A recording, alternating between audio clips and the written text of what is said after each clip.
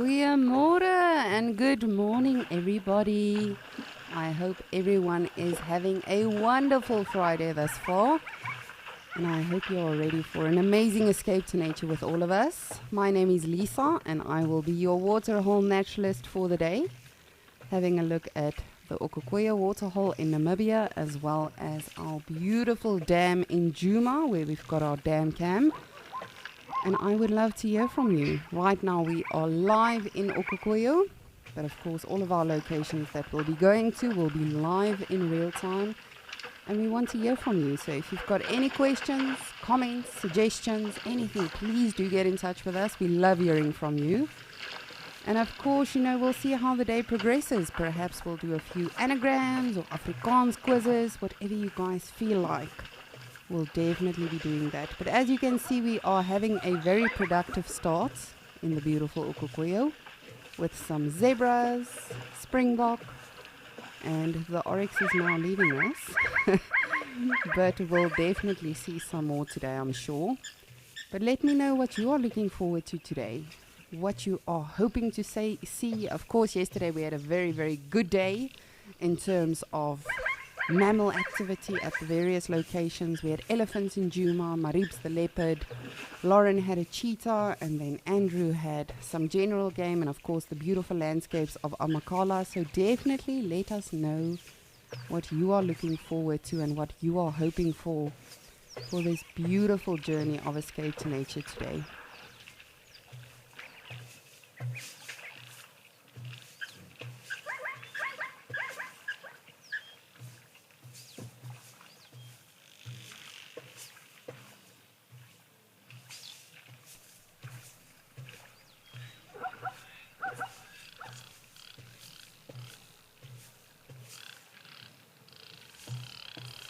Yolandi, good morning. You are saying ready to chill out with us for the rest of the morning. Thank you so much for that. We are super excited to be spending this day with you as well. And for those of you that might be new to Escape to Nature, it's literally just some time that we take to talk about conservation, about the animals, about all of you beautiful viewers, about the naturalists, Wild Earth. And while we do all of that, we get to just spend time in real time with all of these amazing creatures. Of course, Okokoyo. Hopefully we'll have Kariga today. It is raining there a little bit, but we will also hopefully have Lauren in Madikwe. So I'm very excited with you, Yolandi, and with all of you. I think it's going to be a spectacular day. And even if we don't see that many animals, it's just amazing to be able to sit here and anticipate, what might happen. Will we see a lion? Will we see zebras fighting? What else will we be seeing today? So definitely get in touch with me. Let me know what you would like to see today. Of course, unfortunately, I'm no fairy godmother. I cannot just wave my wand and make it happen, but I can try. You never know. We all can try. But as I always say, it's just good to appreciate, sit back, and just enjoy absolutely everything that we see. And as I say, if there's something else that you would like to discuss, let me know. If you want to talk a little bit about conservation, about the various locations that we have at Wild Earth, you are more than welcome to send through your questions to us. We love hearing from you. And of course, if there's something you want to teach us about the animals that you have in your part of the world, I would love to learn. I'm always very, very keen and eager to learn about the rest of the creatures that we have in the world. So please, please do get in touch with us. Let me know.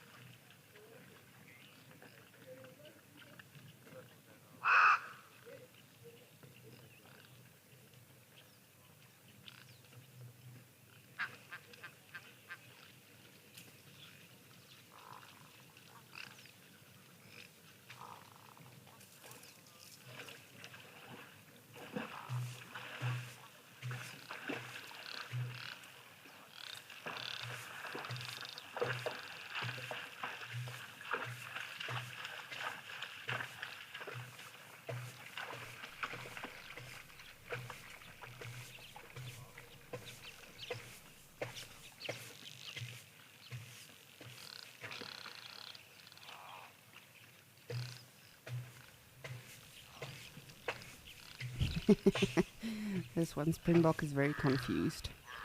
What are those things? They are most probably seeing some visitors at the camp, which is just behind us. It's always interesting to see the various reactions, especially from the younger animals. You know, something like a lion, an impala, springbok, zebra. They have no idea what they are encountering when they first enter the world, and yes, they do adapt very quickly, and they do become habituated very quickly. But I think to some extent there's definitely still a lot of curiosity lurking. Because yes, they do become used to us, but they don't fully realize what we are. Why we don't join them at the water holes and bend down for a drink and go into the water to cool off. However, I would definitely do that if I was allowed. I'll be very honest with you. When I was in the Sabi Sands now, my aunt's got this massive water hole in front of her house. And I remember as a kid, I used to swim in that dam. She used to live in a caravan. There was no infrastructure or houses or lodges or anything back then in that specific property. And I was very tempted one day to just stroll down to the waterhole and cool off a little bit. But I don't think the crocodile or the hippos would have appreciated that.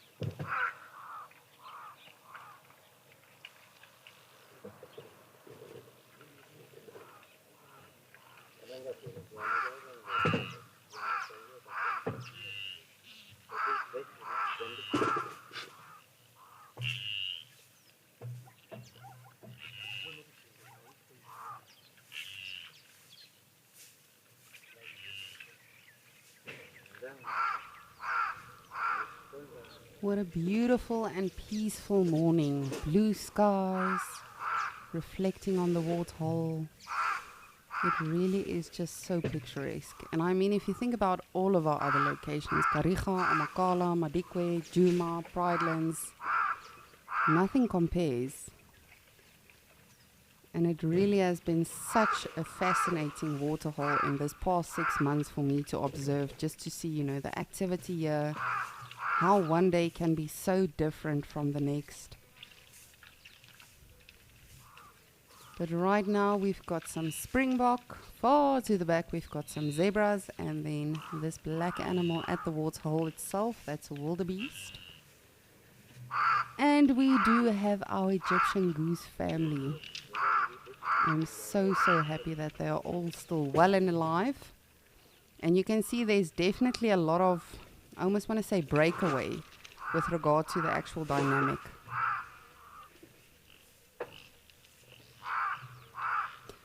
But I'll definitely keep you posted while I am observing the two water holes.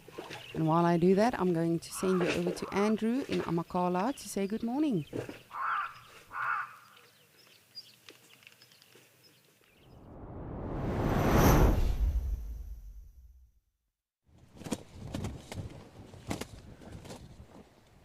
Good morning, everyone. Good morning. Welcome again to Amakhala Game Reserve on a very cold day. Wow. We are battling very much outside here, but we're going to make the most of it. As you can see, it's pretty windy. We had a little bit of spouts of rain earlier on. That's gone off for now, but this cold wind, I don't know if it's the cold front coming back. Anyways, my name's Andrew and I do have Morgan behind camera, and we are trying our best to keep as warm as possible. So, fingers crossed on that one. Yo.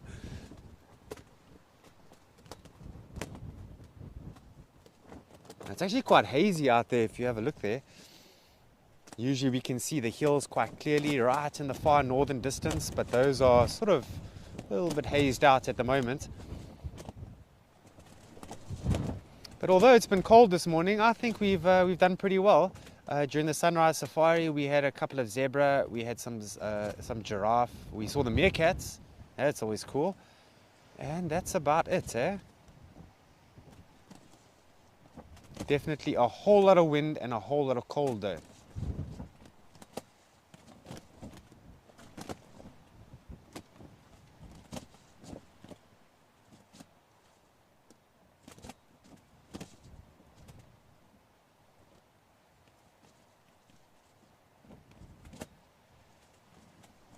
So I'm seeing all these slopes have got some nice sunlight on them now. So you never know, as we keep on driving, maybe we'll see some red hartebeests on top. Maybe we'll see some more giraffes, who knows.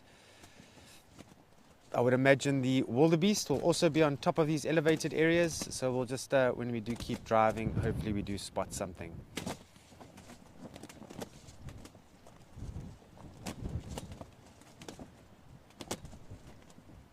So if you can see these trees all blowing in the wind we are facing today is actually nothing compared to what the Eastern Cape can get.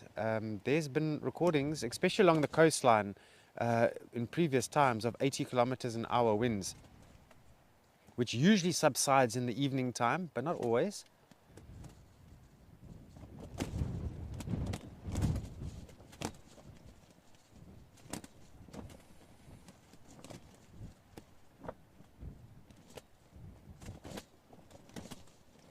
Sorry if you are hearing some fluttering sounds, it's our roof.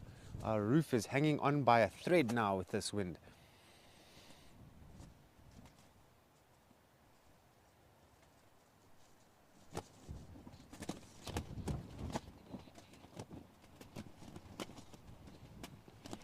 Chipmunk, morning. How many layers? Well, I'm very well laid at the moment. I got long pants, I got long socks, I got my, I don't know what sort of shoes you call these. They're not fellies. These are, what would you call these shoes, Morgan? Slip-on slippers. Slipper shoes. Socks with a sole. Socks with a sole. Definitely. They're like these little slip-on camo shoes. And then I've got t-shirt, golf shirt, hoodie, jacket, and buff. Morgan, how about you? It's ridiculous. I've got fellies, Yeah? a pair of shorts, Yeah. a t-shirt and a raincoat. Wow, you are made of some strong stuff, let me tell you. So Morgan's got some fellies with some some socks. He's got fairly short shorts, the khaki shorts, yeah? And then he's got a t-shirt and a sort of like a windbreaker. Okay, I'm interested to know what the weather's going to be doing in the different locations. I'm sure it's pretty wide and scattered throughout everywhere. So let's just see what the weather's doing in the different locations in the meantime.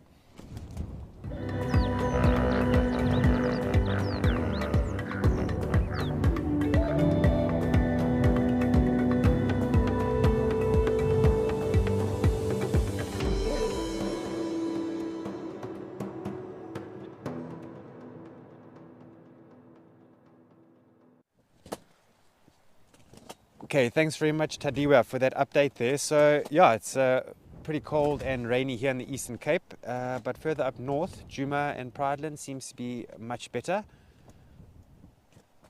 But we are not too far from the Western Cape, so probably you'll find that the Western Cape has got a massive cold front, and then we're along the coastline, or very close to the coastline, so that weather system does follow the paths of least resistance, the easy routes, which is along the coast. So we get hit pretty hard, but who knows, maybe this cold front will eventually go into the central parts of the country, like Johannesburg, and who knows, maybe even further north.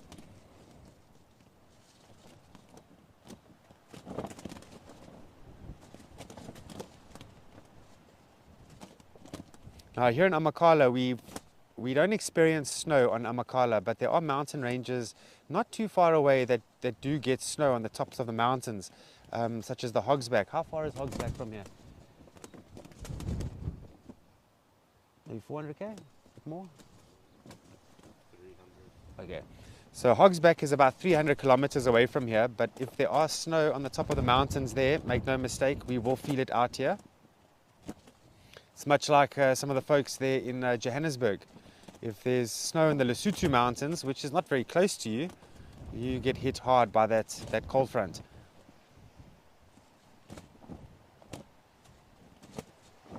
Now it's much warmer up here where we are compared to down at the bottom low-lying areas. As we know, cold air does sink, and there's plenty of it here today. So I would imagine the basin is absolutely freezing this morning. The valleys, they're going to be cold, and in some very cold winters, those valleys can get up to -3 degrees Celsius.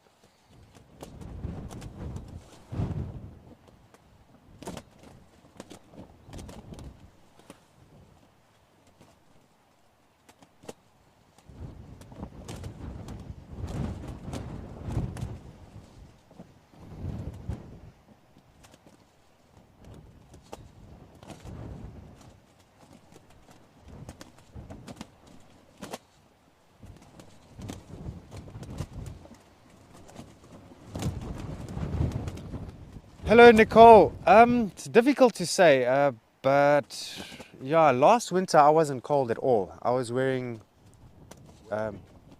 in Port Alfred.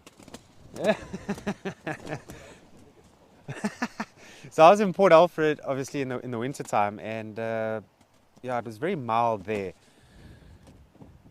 I'm not sure what this winter is gonna bring. And of course, during these winters, we do get snaps of extreme cold fronts every now and then, but they don't seem to stick for too long. But if you are in the Eastern Cape, Nicole, let us know where you are about. Some parts of the Eastern Cape most definitely gets colder than others. Now, Hogsback is particularly cold in winter.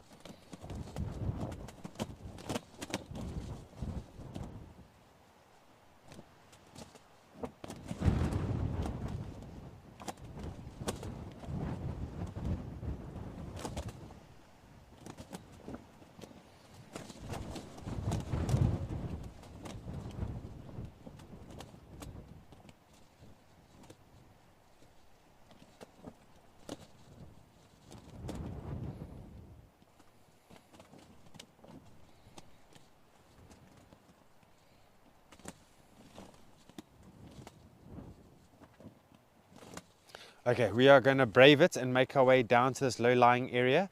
In the meanwhile, let's go to Lisa at Ukukuyo.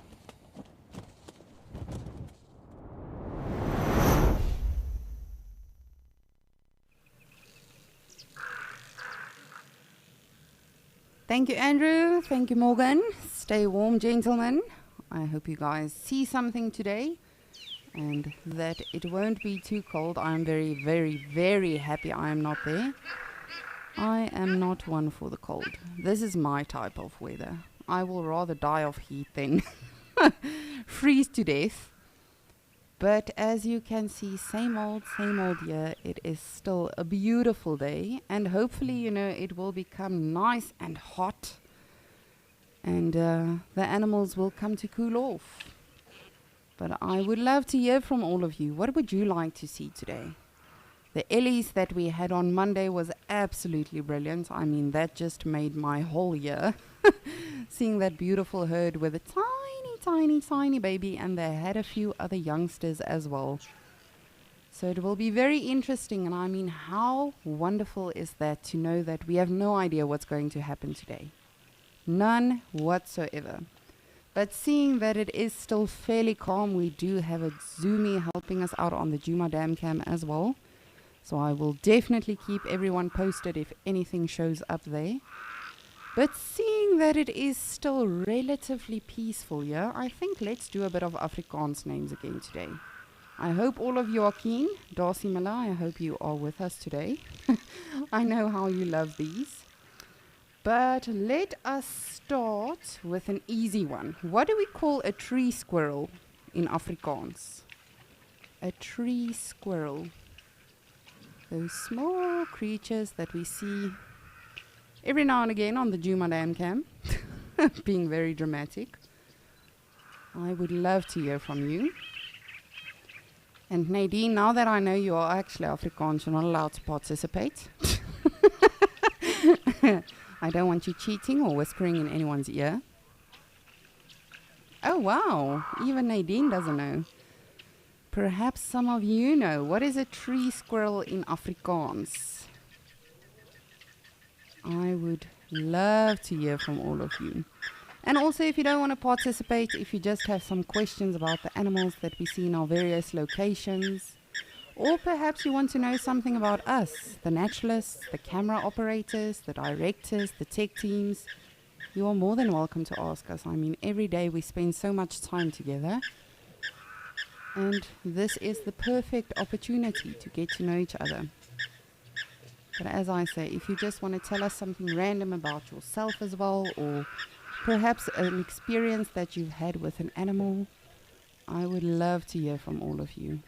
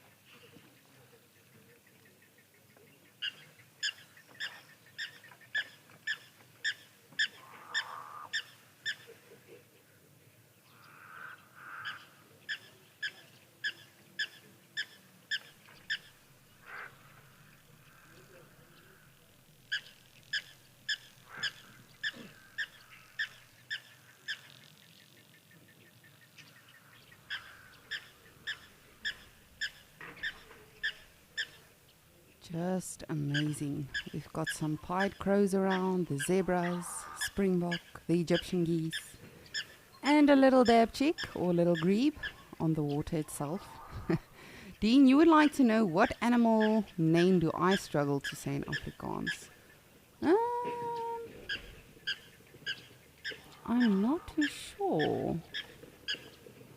I will browse around in my bush Bible and get back to you on that one. I can promise you there are definitely some bird names that, especially for me, I mean, I used to, well, all naturalists really, we study in English. Because, of course, you know, for the most part, in the better part of your career, you will most probably be dealing with tourists.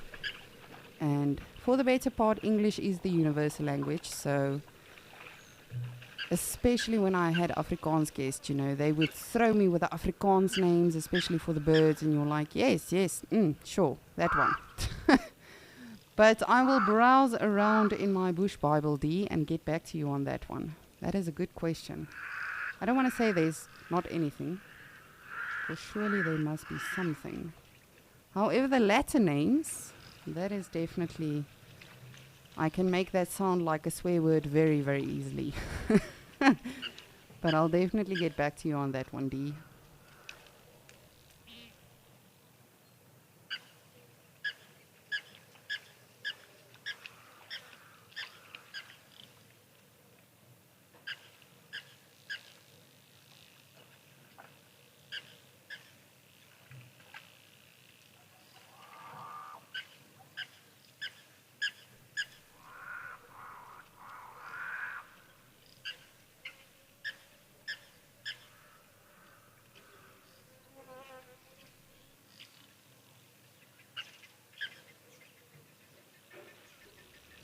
Lenny, good morning. So good to hear from you as always. You are saying, is it Maribs? No, that is unfortunately not what we call a tree squirrel in Afrikaans. But good guess. I see why you can think that. Marib is actually not Afrikaans, Shangaan for rock or place of the rock. So good guess. I can see why and how you made that connotation. But 'tis not, Lenny. What do we call a tree squirrel in Afrikaans? It's fairly easy, I think. But I mean, it's very, very easy for me to say that. It's my home language, so perhaps not so easy.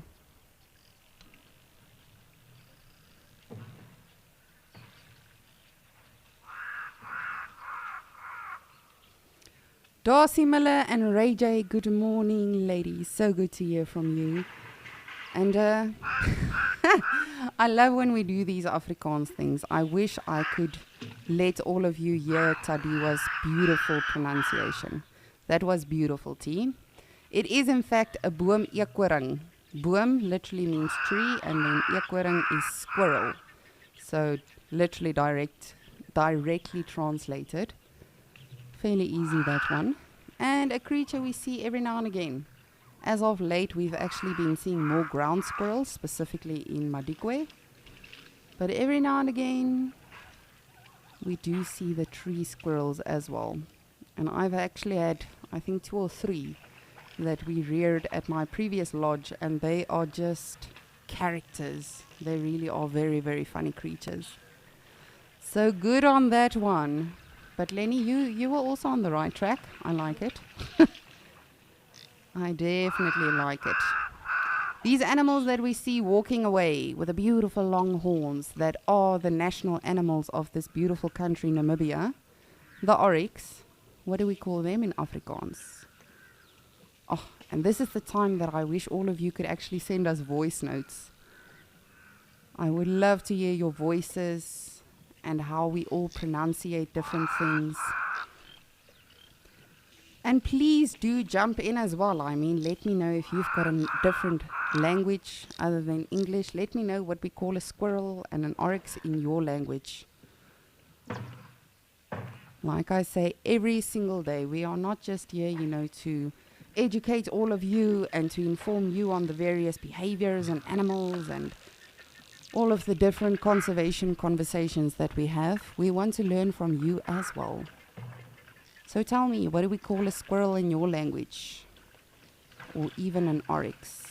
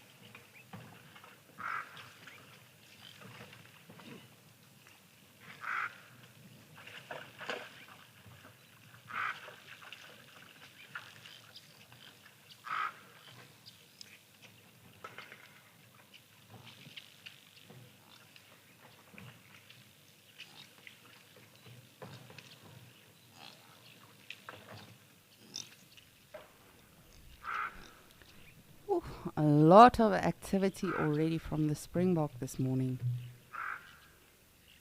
That wildebeest is contemplating, should I rub my colonia today? Do I want to pick up some ladies? Shall I just carry on with my life and keep it simple? Not that life is ever simple. But it's incredible if you think about it, all of these animals that we are currently watching. At any time, a leopard, a cheetah, a lion, they are always at risk of becoming a meal so quickly. And yet they make everything look so simple. They adapt, they acclimate, they carry on with their lives. They're always on alert, and yet somehow they always just seem so at peace.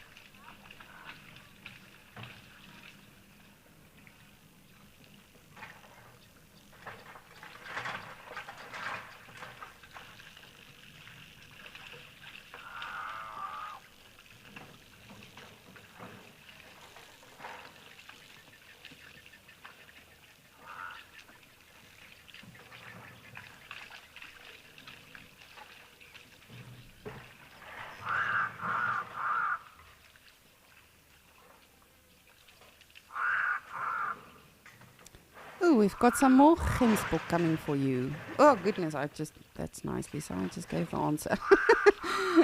Gemsbok is oryx. I apologize if I jumped ahead on that one. That was a silly moment on my behalf. But these beautiful antelope are the Gemsbok or the oryxes.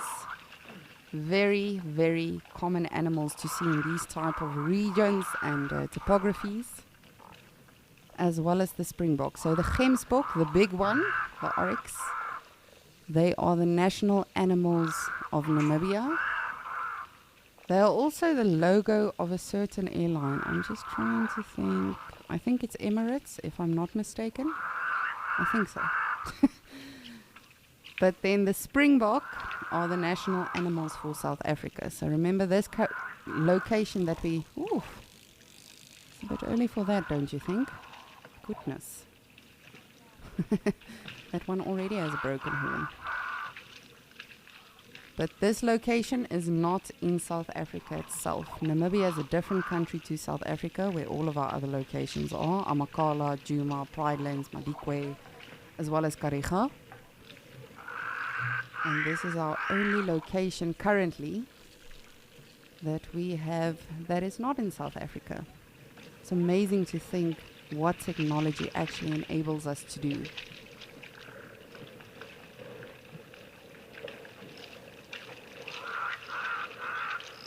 But both of these antelope, the springbok and the oryx, are designed to be able to survive in areas like this.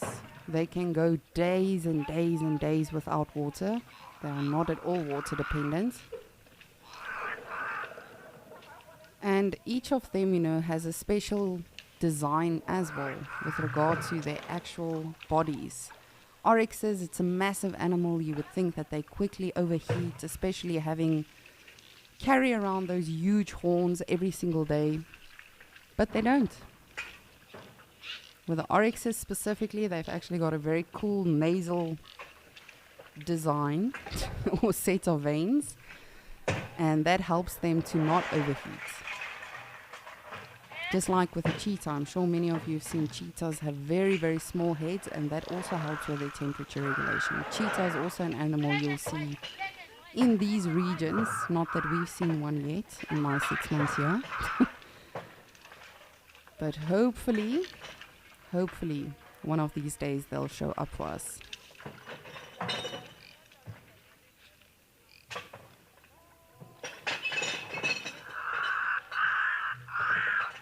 This one is almost a unicorn with a broken horn. And that can happen in various manners. For the most part, specifically with antelope, it'll be from fighting with another one. Generally, it's the males that are sparring, just like you saw that almost fight that we just witnessed. And they really get into it. Not just the oryxes, but the springbok, the kudu, all of the antelopes, with the big horns. You'll see specifically with these two species that we are looking at now, the springbok and the oryx, both of them have horns with regard to their sexes. So both male and female will have horns. And there's a lot of hypotheses behind that. Why? A lot of people say it's due to the area that you'll generally find them in. So in these big, open, vulnerable, vast areas, the females can also defend their young. But again, we'll never know. We're not supposed to know everything. Otherwise, we'll lose our respect for nature, because then we'll immediately have this authority and think that we understand them and we can control them. And that is not at all what it is or is supposed to be ever, in my personal opinion.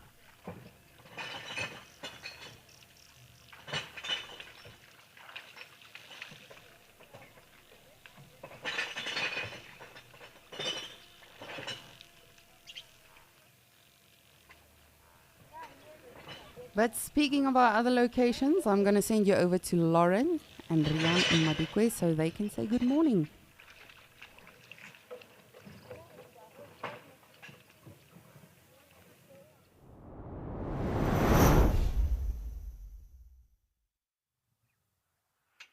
Good morning, everyone, and welcome to a glorious morning in Madikwe Game Reserve.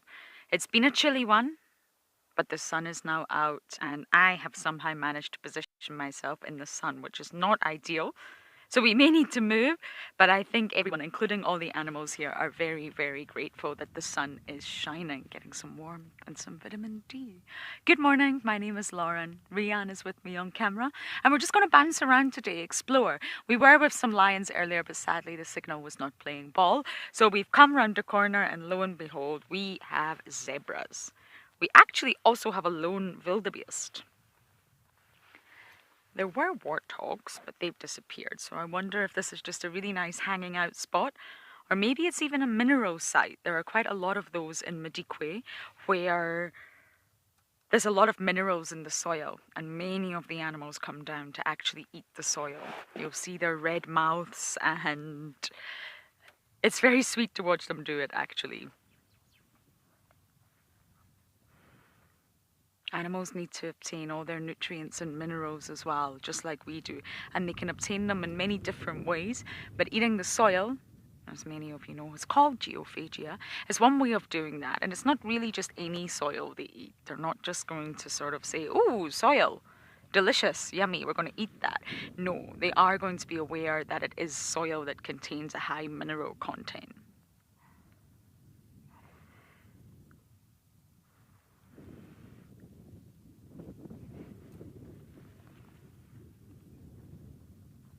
There's quite a strong breeze coming through this morning as well. But obviously on Escape to Nature, we escape to nature together. It's a little bit of a slower paced drive, and we do dive deep into discussions. So if there is anything you want to discuss, please do let us know, and we absolutely can start a discussion.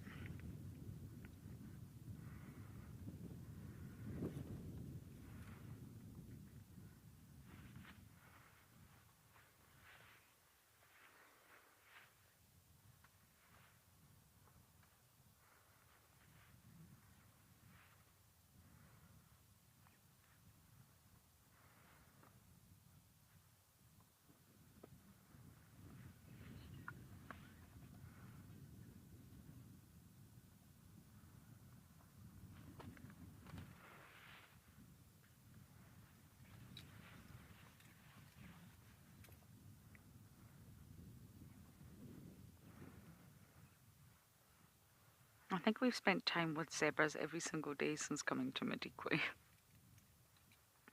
They really are on every corner. Rarely seeking shade. I mean, it's early in the morning right now. I am actually applying sun cream as we speak. Apologies, I didn't realize I'd positioned myself in the sun. Some of them are in the shade, but very rarely in the shade. They really just sort of stand all day in the sun.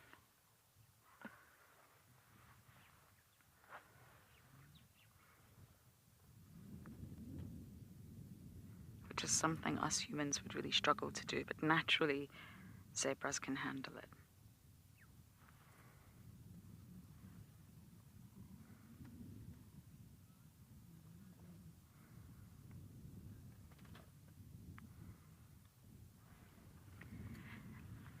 Catherine, you're saying red sand, green grass, blue skies, and zebra stripes. Perfect Madikwe morning. Absolutely. It really is. When you look at this sort of scene that we're looking at in front of us, it is just the perfect Madikwe morning. You would know immediately you're in Madikwe, I think. It's not all red sand throughout Madikwe. I'm sure many of you have seen that. But in the area that we are in right now, it is. In the northeast, it's predominantly this rich red rufous soil. In the south, it's very sandy. In the northwest, it's sort of sodic sites, lots of clay soil. So across the reserve, it's different, but where we are right now, the red sand is very iconic.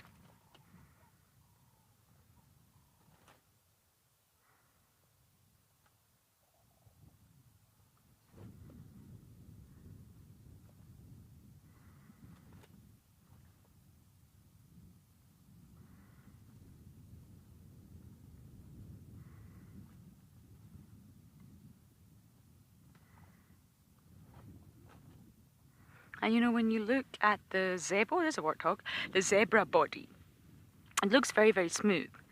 But actually, the black and white stripes are not entirely even. And this always really fascinates me, that they have this sort of unexpected, I guess, ability to raise hair on the black stripes. Almost like velvet. Imagine velvet. It's got that texture, it's got that thick, hairy texture. That's what the black stripes sort of appear like, and the white ones remain flat. So although this is on a very minor scale, the difference in the hair length of the two stripes actually assists with the transfer of heat from the skin to the hair surface, if you like. Or trap heat.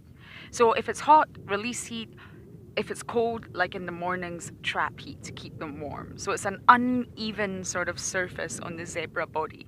Doesn't initially look like that, but when you get closer, you can actually see that the hairs on the black stripes can actually raise themselves.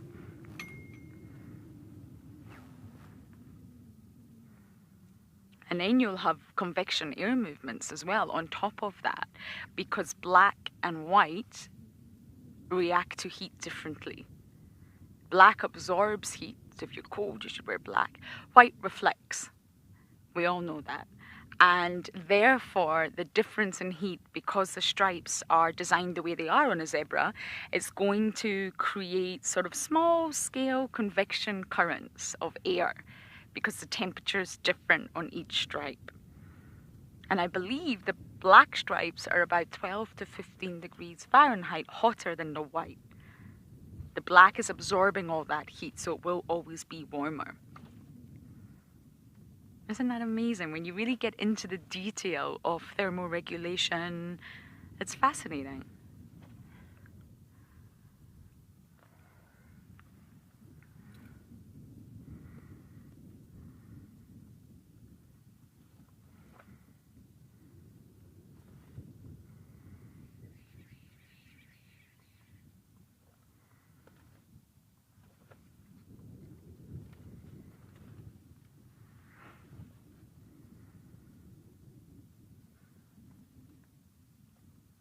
Cherry, you will find zebras rolling about in the sand.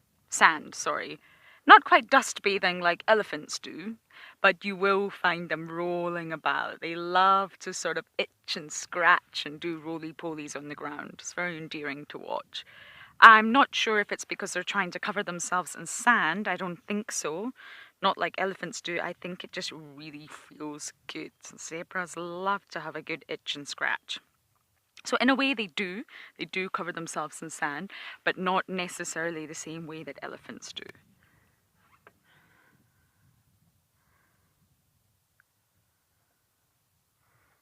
I think all animals like doing things that just feel good.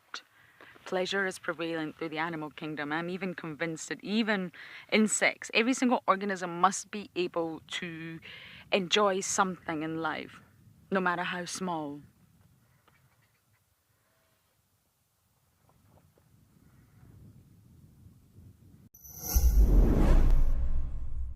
On April 27th, Wild Earth will be celebrating a very special birthday. It's our sweet 16. We want to celebrate you, our viewers who have been with us every step of the way. I just appreciate you so much. Send in your birthday wishes so we can include you in the celebrations.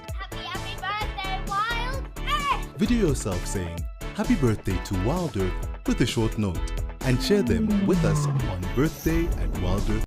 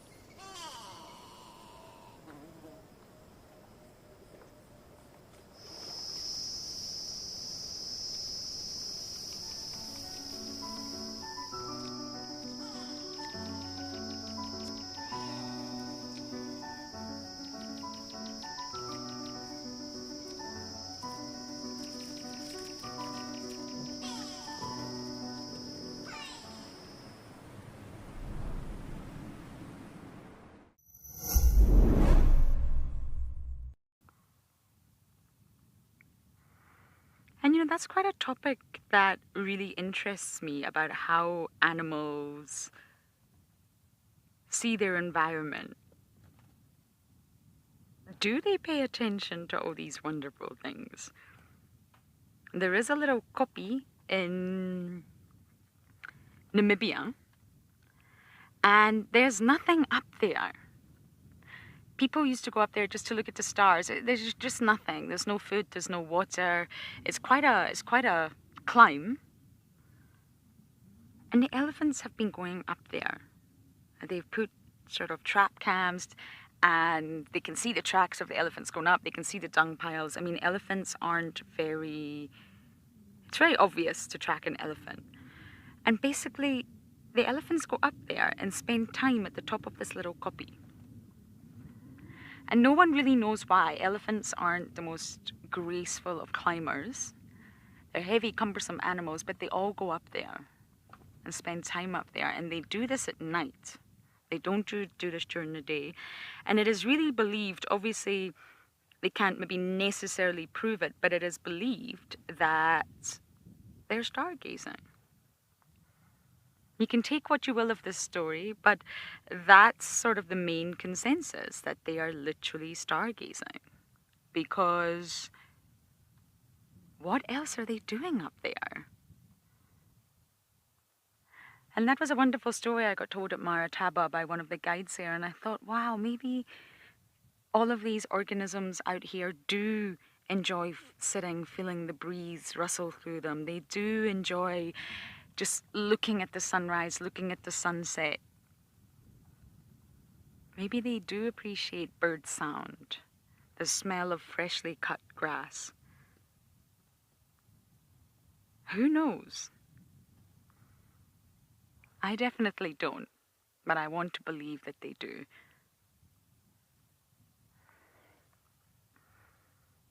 I used to watch my dog when we used to take her to the beach, and she would always just lie on the sand and watch the waves. She wouldn't sleep. She would literally sit and watch the waves. What do you guys think about that?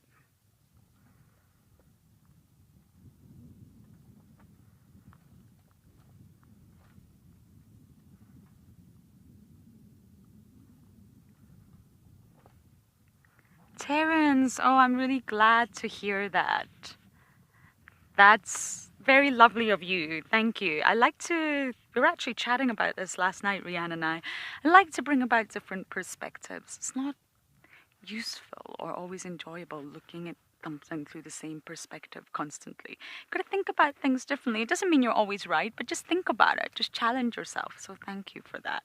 And what do you think, Terence? Do you think animals really do enjoy the environment? Do you think the goshawks were looking at the sunset? Or do you think they were just waiting on their next meal?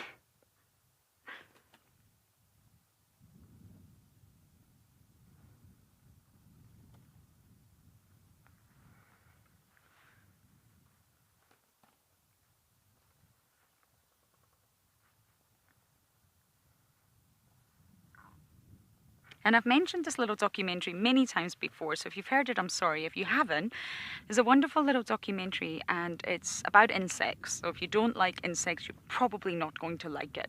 But it's called Arthropodium. And the story is told, the narration is told through quotes.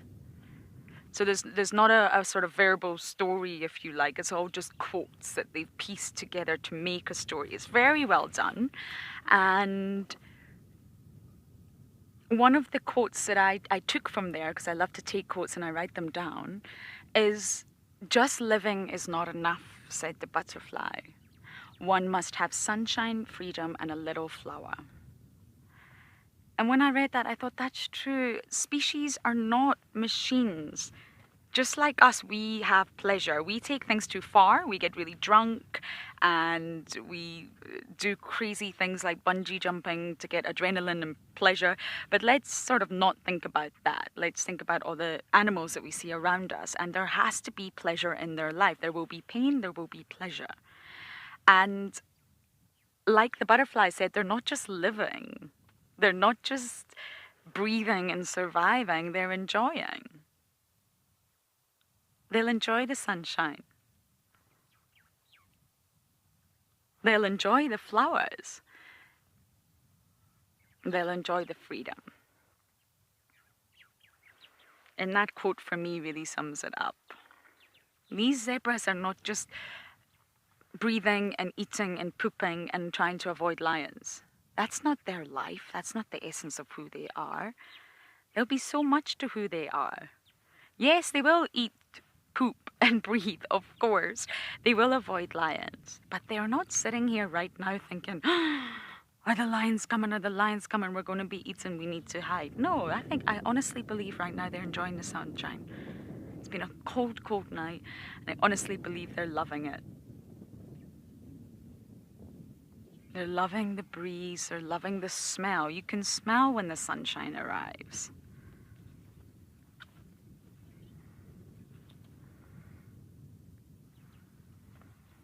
And even a mosquito on some level, I don't know how, and I know it's a little bit far-fetched, and it's very difficult to get into the life of a mosquito.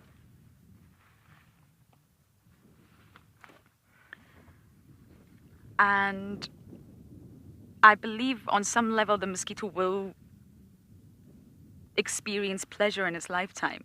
What that pleasure is, I can't pinpoint. It's a tricky one, but I don't believe it lives a life without pleasure. And Darcy Miller, you're saying you believe that animals do appreciate nature, maybe in some ways that we can understand. Darcy Miller, I think you've just hit the nail on the head. Boom. Just like that. That is exactly how I feel. That there are maybe some ways, like if any of you were part of yesterday's discussion about the trees, they probably know and are aware, consciously aware, of a lot more than what we are. We have become so far removed from nature. We have, as a species. I'm not saying you personally. I'm just saying as a species. We've become so removed. And I agree with Darcy Miller. I think animals appreciate nature, the small things in life, the good feelings in life. The flowers that maybe the zebras walk past and they just smell good. And the zebra just breathes it in and they just enjoy that scent. They're stimulated by that scent. Their chemoreceptors are just firing away happily. The taste of water, cold, delicious, clean water running down their throat. The rain on their skin. That stick that gives the best bum scratch. The stars, maybe they do look at the stars, who knows? They're very tactile with one another as well. They love to be tactile. They like to touch one another. And I believe that just feels good. So thank you for that, Darcy Miller. I completely agree with you.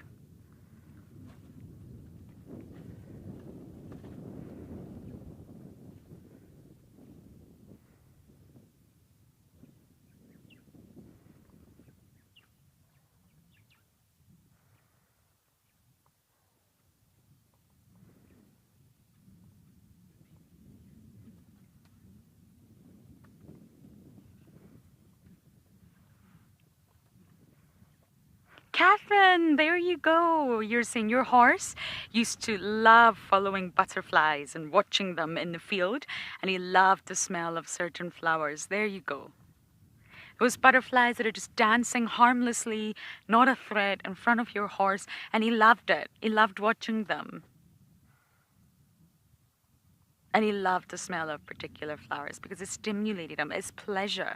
If we smell a really nice flower, or maybe not even a flower, if we smell cookies baking in the oven, it's pleasure. We smell it and we think, it smells so good. We respond in such a positive way and we are feeling pleasure from that smell. So the horse is feeling pleasure from smelling the flowers.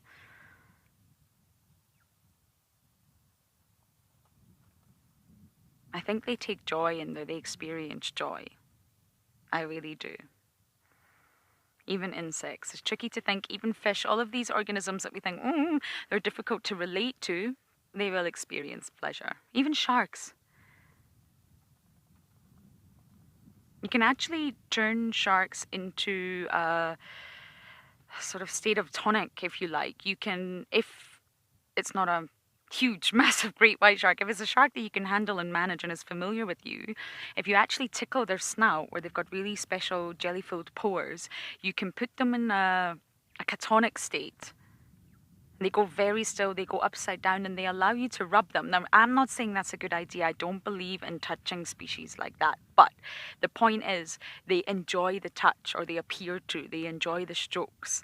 Some sharks will actually come up to the diver's lap and sit on their lap until they get those sort of petting. That's crazy. That they love the touch. It's obviously pleasurable.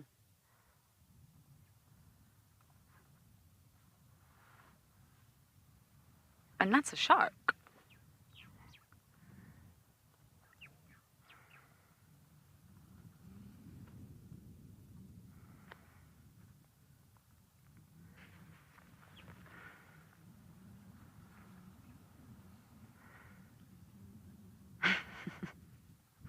Katie, oh, I'm so sorry. We're stopping you from working. The conversation is interesting because ultimately, none of us have the answers, do we, Katie? We don't know. I mean, I could be speculating wildly right now, and the elephant up the copy story could also be wrong, but it's a good discussion. Well, I'm sure we've all had pets of some sort, whether it's cats, dogs, a horse, or even a fish, whatever. I used to have a bearded dragon called Floyd. And when you watch them and spend time with animals like that, you can see that they feel pleasure, not just from food. Yes, most organisms, including ourselves, get a lot of pleasure from food. But other things. Just watch your animal closely. Let animals see outside. Even if it's a hamster, maybe put the hamster cage at the window, or let them breathe fresh air. If they're tactile, touch them. It should always be stimulating. If you take responsibility to be a pet owner, you have to be responsible in that regard and make sure your pet is not only cared for and safe and protected and well fed, that they're also stimulated. You don't want anything living in a cage that has no stimulation and is just breathing, eating, and pooping.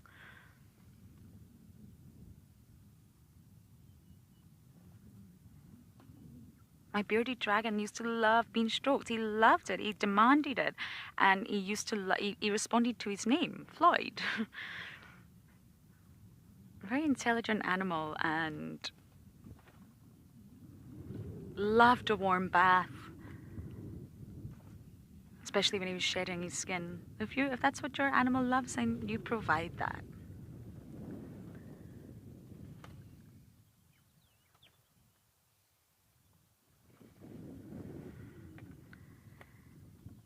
Oh.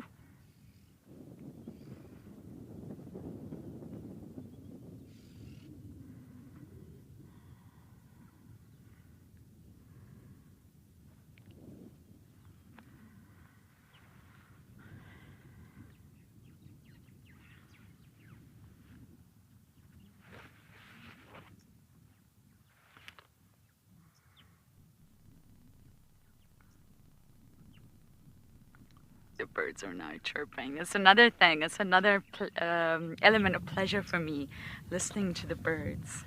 I love it. And I've been talking enough. You've heard my voice enough, so I'm going to stay silent for the next few moments so you can sit, enjoy, and listen to the birds.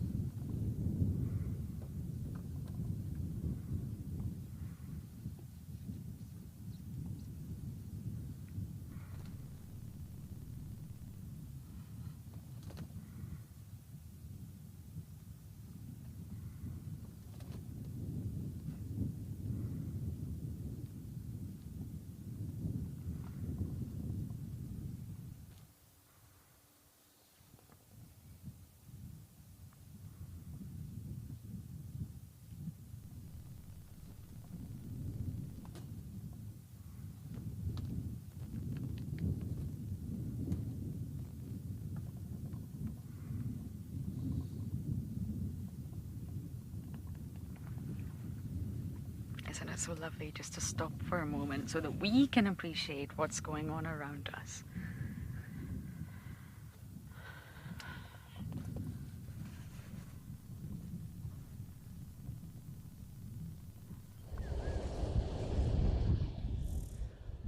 Welcome to the beautiful Djuma. We did just have 2 water bucks, and of course, you know, they heard that we are coming over and they whispered to each other, "Get behind the bush."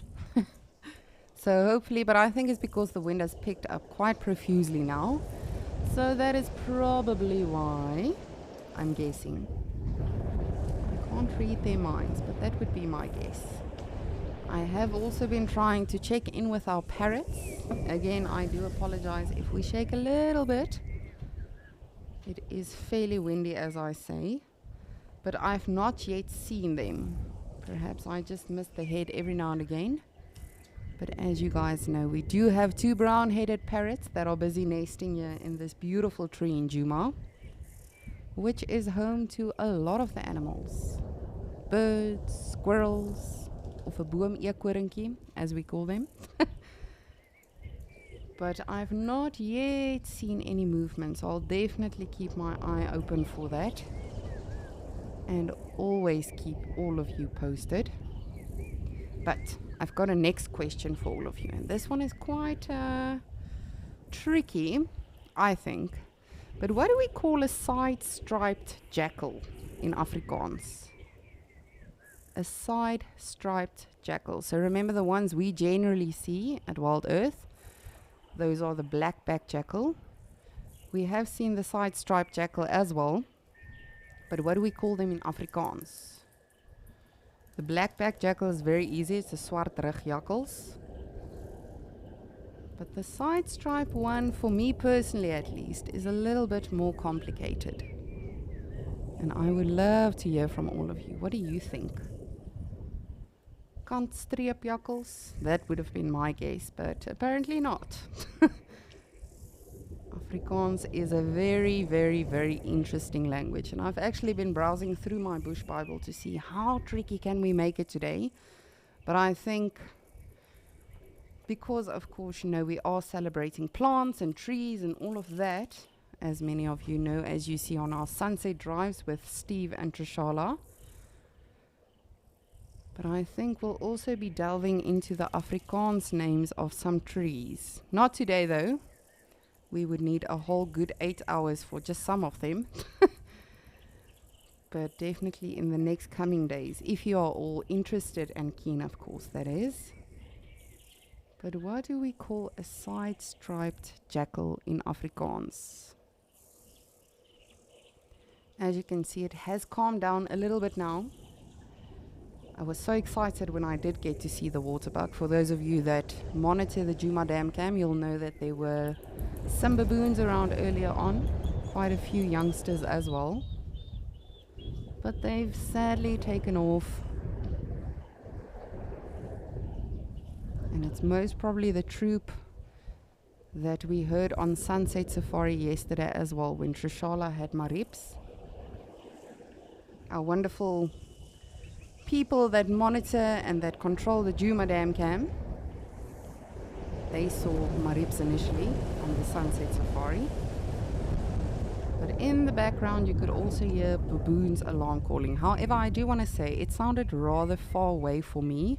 So I don't know if they perhaps were alarm calling for Marips the leopard, or if it was something else that might have been in the vicinity.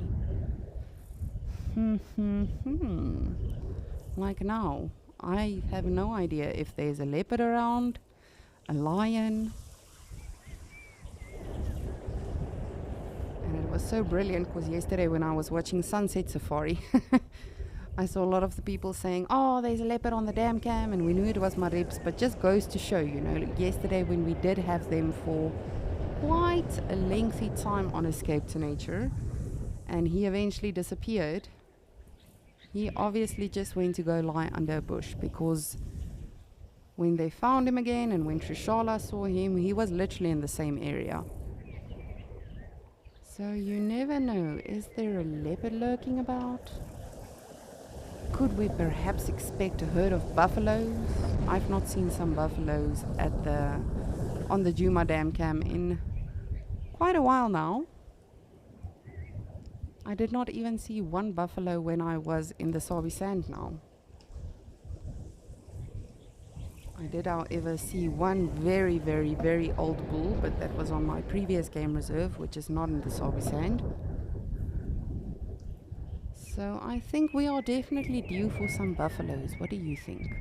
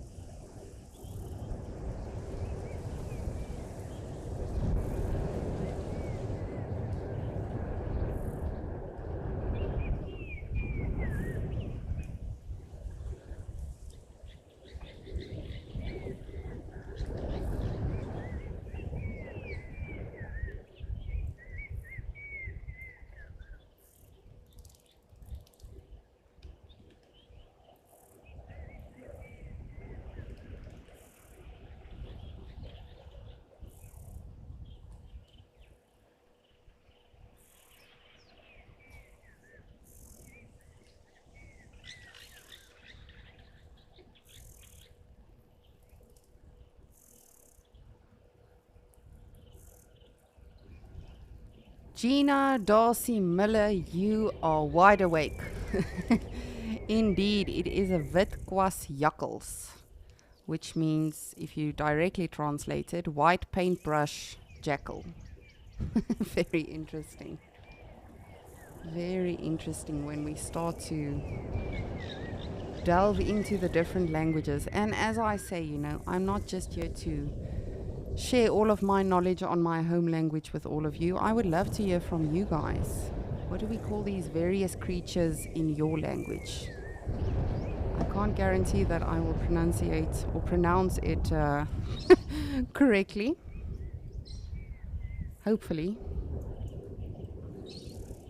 But I would love to learn about your language as well. Even if it's not these creatures, even if you want to tell me what a leopard is, or whichever of the animals, I would love to learn about your language as well. But that went fairly quickly. Wow, I did not I did not see that one coming. So an animal I've never seen in my life, I'm still holding my breath for it, is a zurilla, or a striped polecat. What do we call them in Afrikaans? It's fairly easy. If you are Afrikaans, this will be an easy one. But a zurilla, or a striped polecat. A lot of you know them as skunks. So if that makes it a little bit easier, I'm happy to to give you that hint.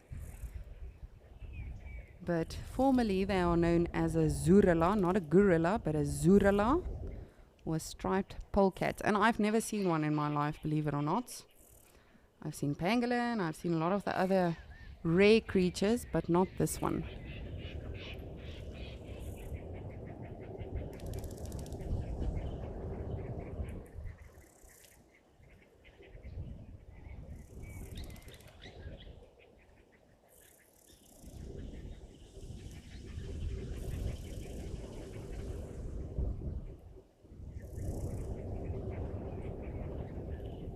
Come on, birdies, where are you?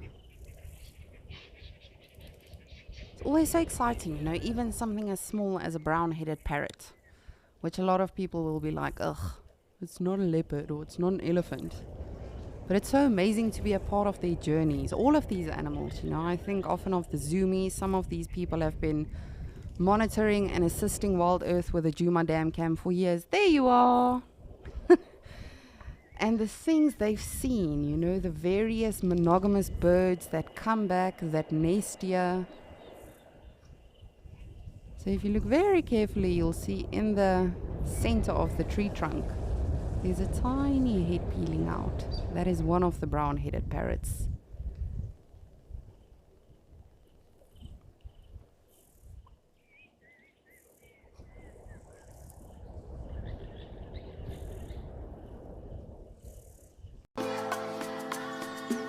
Thanks to our wonderful Wild Earth explorers, Wild Earth Kids is back. Your monthly subscriptions have allowed us to relaunch Wild Earth Schools on a weekly basis, every Wednesday for the first hour of the Sunset Safari. You guys bring a smile to my face every single day. Sign your class up for a special virtual field trip to Africa, because touching the lives of the future protectors of our Earth truly matters.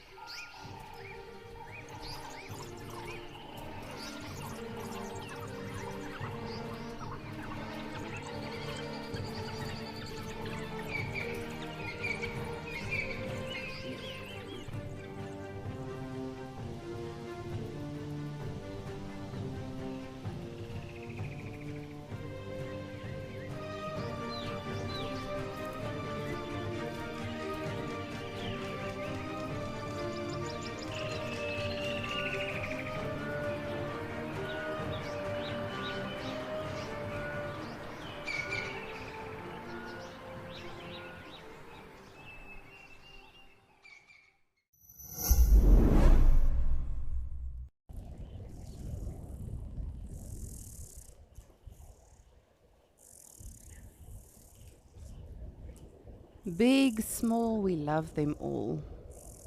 And of course, we're allowed to have our favorites. I know a lot of you prefer the leopards and elephants and the big animals. But aren't we so lucky just to be sitting with these birds, knowing that they've got new life in there? I'm not sure if the chicks have hatched. I think so, but I can't say for certain. To my knowledge, we've not seen any movement from chicks or anything like that. And to think that, are they going to all be okay? Are all of them going to survive? I think the parents are doing a brilliant job with keeping them safe. As is Mother Nature. I mean, just look at that camouflage. You would not think that is this beautiful neon green bird when you just look at that. I always find it so fascinating. That's why I love birding, for various reasons. I always say when no other animals are around, birds will always be around. But with the birds particularly, when you start monitoring their behavior, and as I always say, an app can tell you a lot, Google can tell you a lot, a book can tell you a lot, but the only real time we are learning is by watching these animals and spending time with them. And that's why I appreciate all of you so much, just because you want to watch the animals and you want to observe them and learn about them. And that's one thing I have to say that I've seen viewers love, especially on the safaris. Not jumping, from the leopard to the lion to the elephant, but really spending time with that animal, watching the various behaviors. For me personally, yesterday on Sunset Safari, my favorite moment was when Rexon had the elephants in Pridelands and all of them were vocalizing and upset. And an animal doesn't necessarily have to be loud or be doing something to be impressive.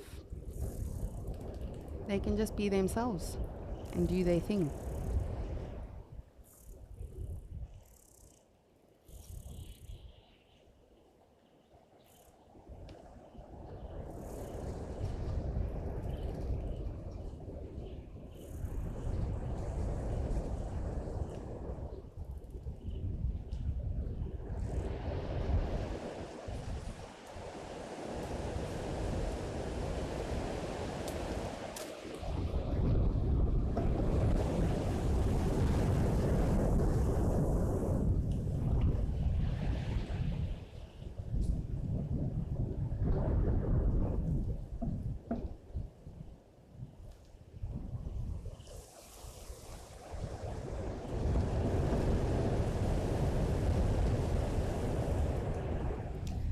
Beautiful.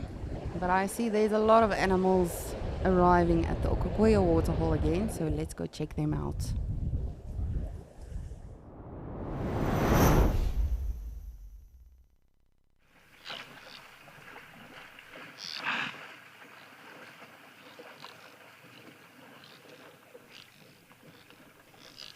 I love this. Don't you all just love this? It's a common sighting, especially for us on Escape to Nature, you know, going into the heat of the day. A lot of the animals are coming to cool off and to do their thing, but just seeing the oryxes actually entering the water. And it's interesting when you start looking at these animals, because elephants, for instance, the other day I saw some footage of elephants that is in a rehabilitation center, and they put a bucket of 20 liters of water in front of this elephant, and I promise you it was a split second and that elephant drank everything. So yes, the elephants come and they drink, but if you think about it, the elephants are not necessarily soaking up the water with their fur, where all of these animals are doing that, the oryxes, the springbok, the zebra, and understandably so. Just like us, you know, it helps when you completely cool off. All right, we're not furry and hairy, or not as much as they are, let's at least say that, but it definitely helps them. And they are not thinking of, okay guys, we need to save water, shower with a friend. They are just thinking of, I need to cool off now because it's going to become hot today. It's already hot. I need to move on and feed. And that is also why water levels drop so rapidly. And especially in this location, it's very hot, it's humid, so the water is also evaporating. But luckily, the conservation management of the Setosha National Park can fill up this water hole if need be. And they'll most probably do it very soon. But it's amazing to think, I mean, when I started monitoring these water holes, it was full, very full, and then even just with a little bit of rain it definitely filled up a lot as well. But just look at that oryx, it's in the middle of the water hole, and it's not completely underwater. So you can imagine if a herd of elephants are coming down, let's take on average, because elephants drink about 200 liters of water a day, plus minus, it can be more, it can be less. So if a herd of elephants, let's just say just 10 elephants come on down and they have a quick sip of water, that is definitely going to influence the water level. Not just for them, but for the other animals as well.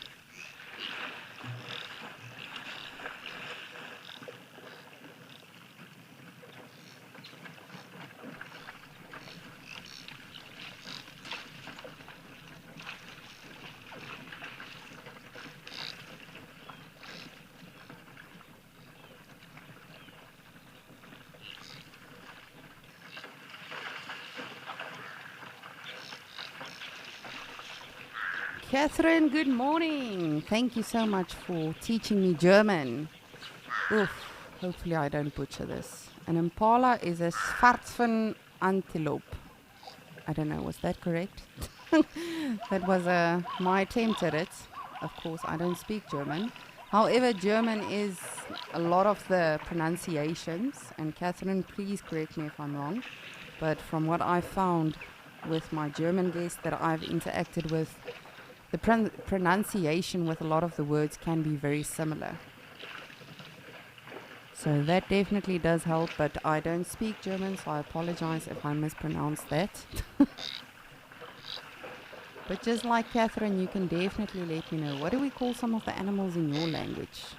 We also want to learn, believe me. I often, when I went on safari, especially with the kids, they loved it if they could teach you something.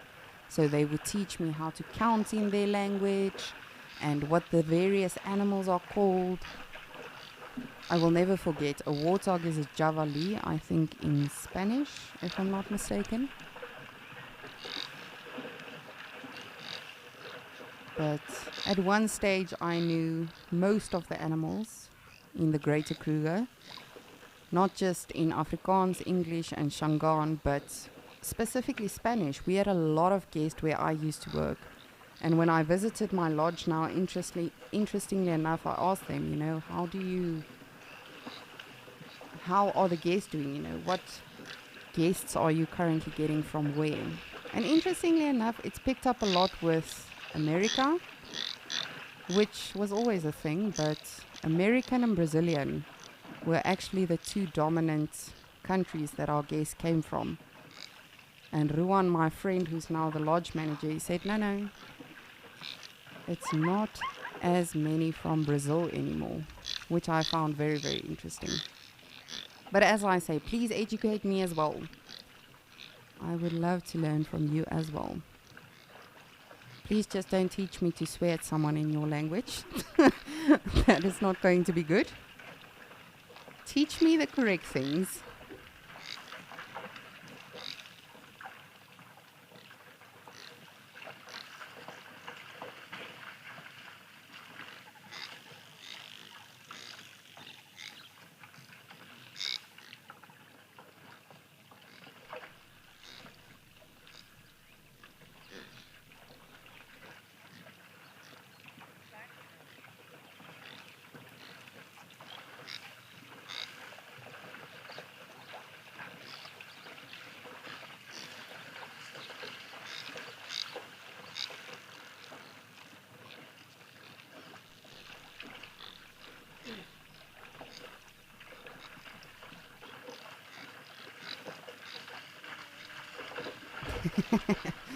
T, the lovely voice in my ear, is asking what languages do I think these animals can speak.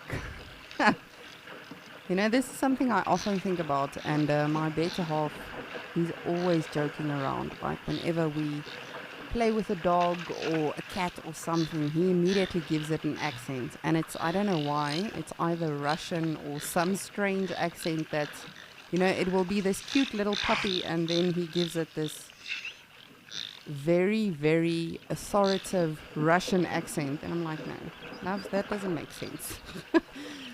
But, Oryx, I feel like they could speak German. Catherine, what do you think? Zebras? I think of zebras and giraffes as being very exotic. So perhaps French. Springbok, they would have to be Afrikaans. That's a no-brainer. Our South African rugby team is known as the Springbok, so that is the immediate connotation I make. But that's a very good question, T. I love that. What do all of you think these animals would sound like if they had voices or accents? And I've referenced this quite a few times before, but if you haven't watched this film, please do yourself a favor. It's hilarious. So it's an animation and it's called Kumba. And it's about the zebra, you know, that is going on this journey.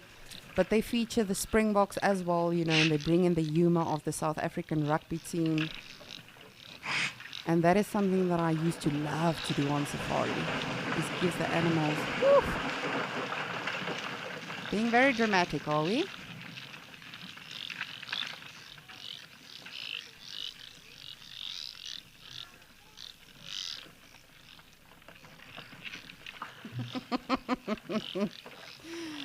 Nadine is saying an ostrich would speak English but in a Cape Townian accent.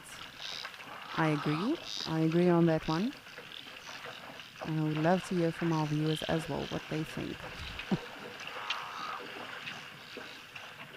I always wonder where these animals, you know, when they do get a fright like that, because of course they have to react. When one reacts, everyone has to react, because they don't know if, you know, it could be crying wolf, it could be nothing, but it could also be something. I wonder how long that anxiety lasts for. Because surely, you know, it's an adrenaline rush. They are immediately in that flight mindset. And you can see all of them then immediately relax and then realize, oh, Sarah's just being dramatic again, guys. It's fine. Everything is safe. But are there some of them that, you know, have more anxiety than others?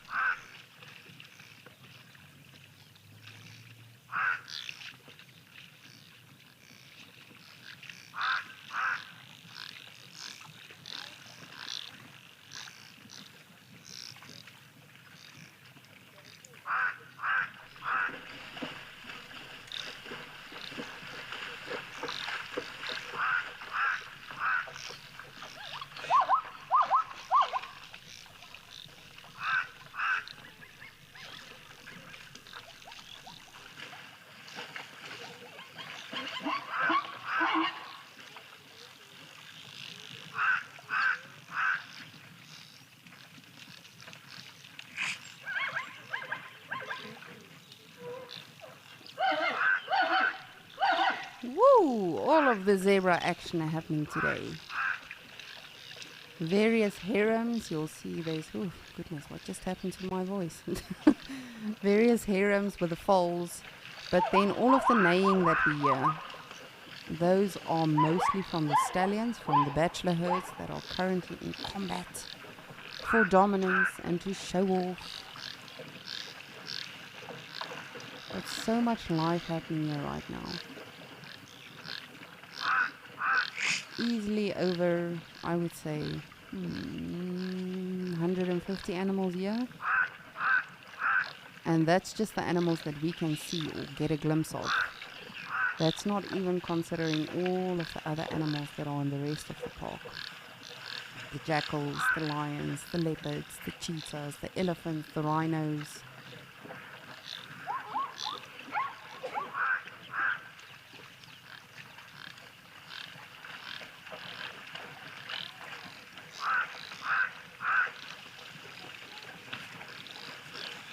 But these oryxes are, I have to say, one of my favorite animals. Spending time with the animals here at Okokoyo has really just opened my eyes. Of course, you know, I know that every area that's got wild animals, not just in Africa, but in the rest of the world, can be different. And for me personally, I don't have any experience with guiding amongst oryxes. I've never worked on a reserve where they occur there naturally. I've seen them on farms. So being able to spend time with them specifically has just been so amazing. And the springbok.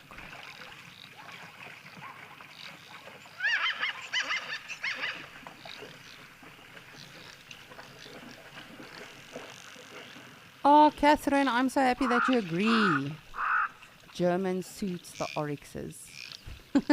I don't know, they just seem like these, and I don't mean any offense with this, it's just my experience that I've had with my German guests. They were very punctual, never ever ever late for safari, always neat and organized, even when, you know, I had dinner with them, very, very organized. And again, I'm not generalizing or anything, this is just from my experience. But the oryx as well, they just seem like these neat, organized animals, perfect horns, perfect wall paint on the faces.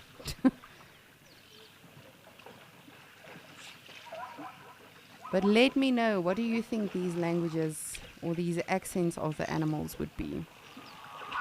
I think personally Springbok would be Afrikaans, or not even Afrikaans necessarily, just at least the South African accent. Zebras, I don't know, I just always think of these exotic creatures when I see zebras and giraffes. It always amazes me. I mean, if I had the ability to design and create animals and creatures, that is the last thing that would come to mind. This huge animal, and let's stretch out the neck a little bit and let's throw a few blotches on it and give it these beautiful white ears, very long eyelashes. If you look at all of the other animals, the springbok, the oryx, the impalas, the wildebeest, you know, all of them have these sort of neutral colors, I almost want to say. And for us as humans, when we look at this right now, the zebras immediately stand out because it's just such an abstract animal. That is literally the last thing that would have come to mind for me.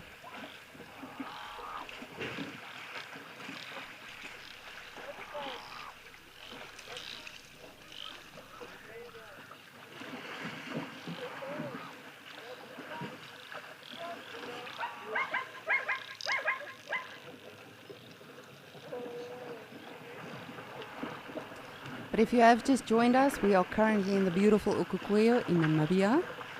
And as you can see, we are having a blast with oryxes, zebras, springbok, wildebeest, Egyptian geese, a little greed. It has just been, it's really been a pool party here. So we are having a beautiful day. Lauren is in Madikwe as well, and she has also spent some time with some zebras. And then Andrew and Morgan also joined us for a little bit. However, they are freezing there in Amakhala. So remember, we are live, we are interactive, and we love hearing from you. So just a reminder, if you are watching on the app or on the website, you can just register, and that way you can send us any questions, any comments. And if you are watching us on YouTube or you follow us on YouTube, please do remember to subscribe, and that way we can let you know when there are highlights from the safaris or Escape to Nature, when the next safari is coming up. It definitely does help. But I'm quickly going to let all of you have a look at a video from James Hendry himself. Towards the end of May, I'm going to be heading back to Djuma, which is one of my favourite places. Now, as many of you know, we need a little help keeping our operations going. For those of you who donate $100 or more, I'll take you on a private safari. It won't be entirely private, there may be 20 or so of you there. But you'll still be able to answer any questions that you might have. We'll visit all the places that you want to, and we'll look for all the characters that you'd like to see.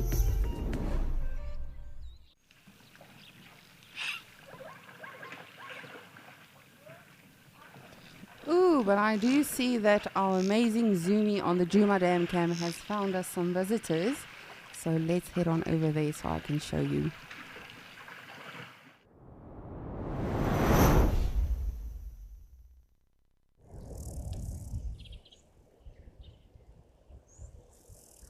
Ta-da! And it's a baby elephant as well. How amazing is this? as I say, we do have the assistance from our incredible zoomies. I actually always call them Joomies that help us out on the Djuma Dam Cam. But hopefully they'll come down to the waterhole, have a bit of a pool party, splash around for a little bit. But it's been very interesting to monitor, for me especially, the elephants on the Djuma Dam Cam. Because in summertime we saw them quite frequently, I would say, a couple of months ago, and now they'll only come back around every now and again. But as I always say, animals are unpredictable things. Very. Leopards, elephants, lions, if it's an animal with a territory, without a territory. But as it is now slowly going to start drying up in the bushveld, and some of the waterholes will actually dry up completely, the animals will start going more to just the waterholes that of course still have water in them. Oh, good morning. You are just beautiful. There are 2 young ones that I can see. There might be more.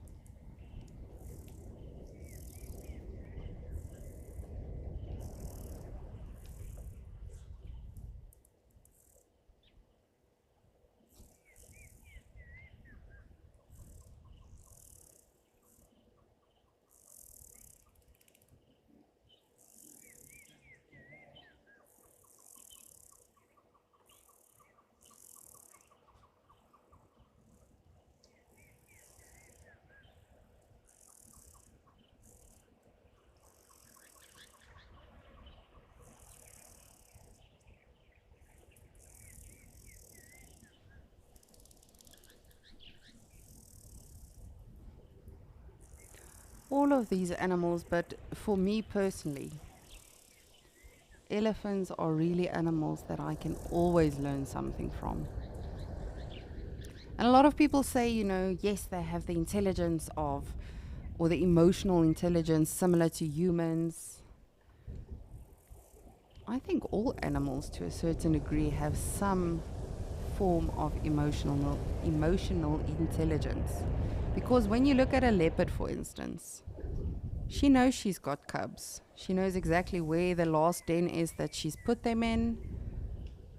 So certainly they must be, and I mean, again, it's just our human connotation, because we have emotions, we form bonds. But surely some of them, or all of them, must have emotional intelligence to some degree.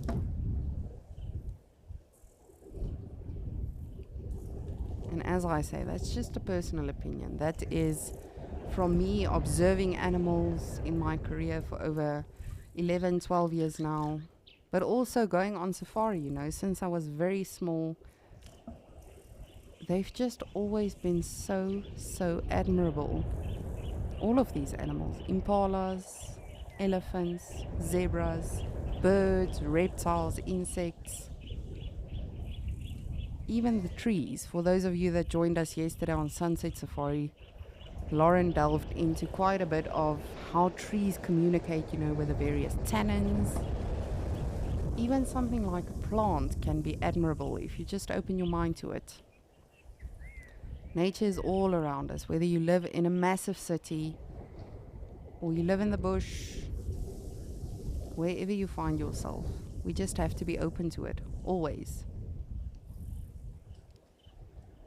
Oh, there are 2 young ones.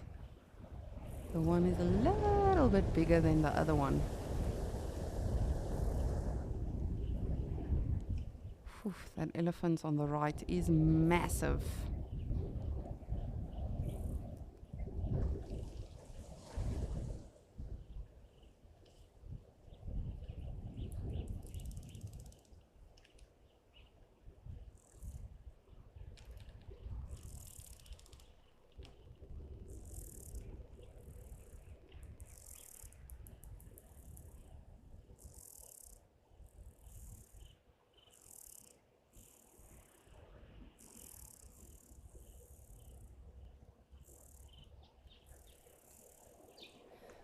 Millie, you would like to know if an elephant would survive a snake bite. That's a very interesting question.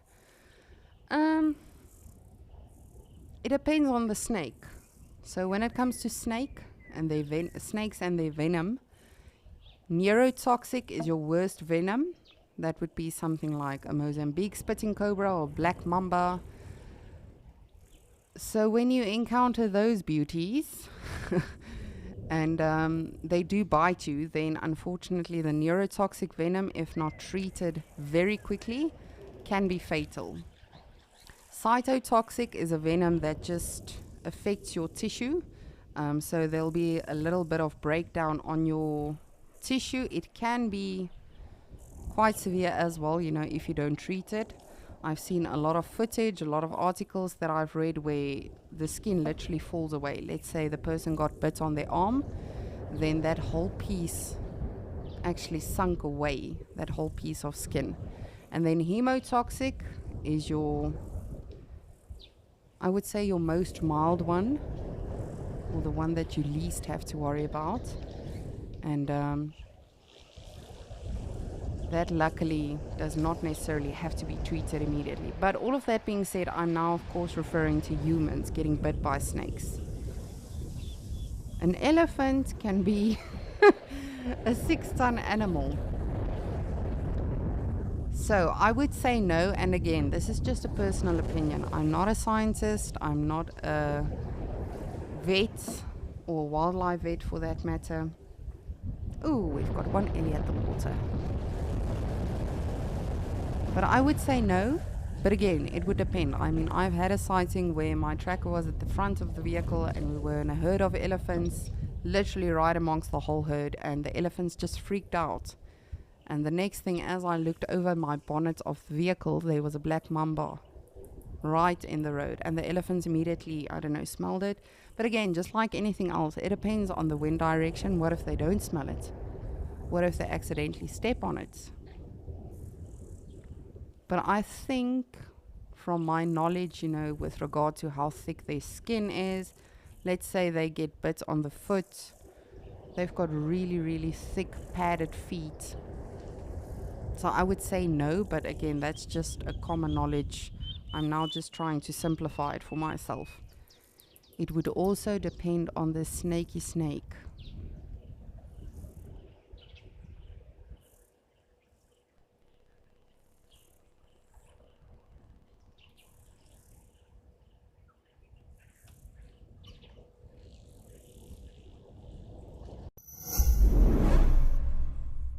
How much do you know about the fleshy spore-bearing fungus that can survive in the vacuum of space?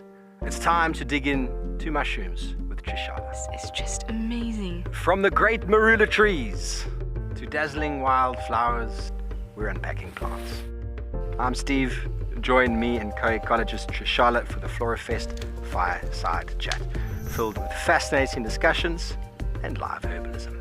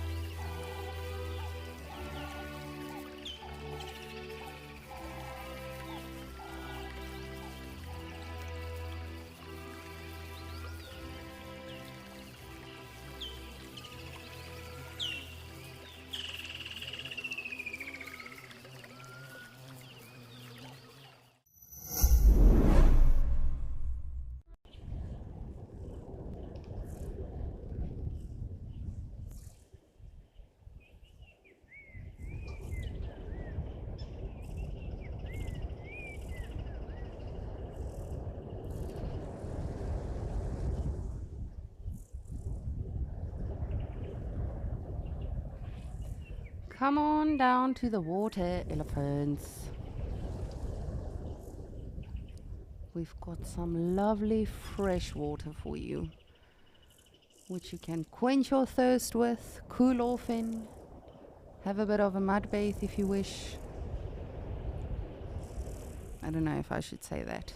I think our dam wall has had enough damage already.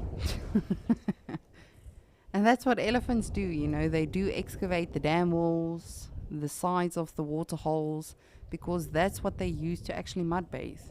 They don't realize they're breaking an infrastructure that was made by humans. To them, it's all natural out here. And that's why I always say, you know, where are we compromising? A lot of the times, you know, the animals just carry on. We erect dam walls and fences and lodges and houses. They just carry on. They don't realize they're being destructive. Like when elephants pull out water pipes. To them, they are just smelling the water. They don't realize, someone's probably going to have to fix this. I had such a good laugh when we had our barbecue in the riverbed when I was with my aunt now in the Sabi Sands. There were literally elephants all around us. You could just hear them breaking the trees, and not very far away as well, I do also want to make mention of. And my aunt would literally just sit in her chair, drinking her gin and tonic, and she would just say, "Stop breaking the trees, beautiful." And I'm like, all right. They don't realize that they are being quote unquote destructive. To them, they're feeding. They're just living their best life. But this is a massive elephant. Beautiful, beautiful bull.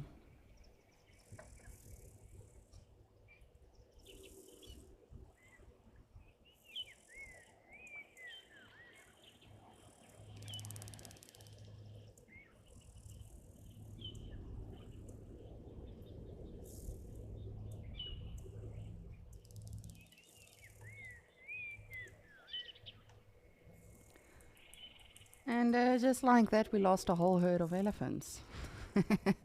Still some individuals around. I suspect that the cows with the calves probably veered off more to the right, more to the open plains to feed, where it seems like just the bulls are coming down to the water. But at least we've got one in the water, so we're making progress.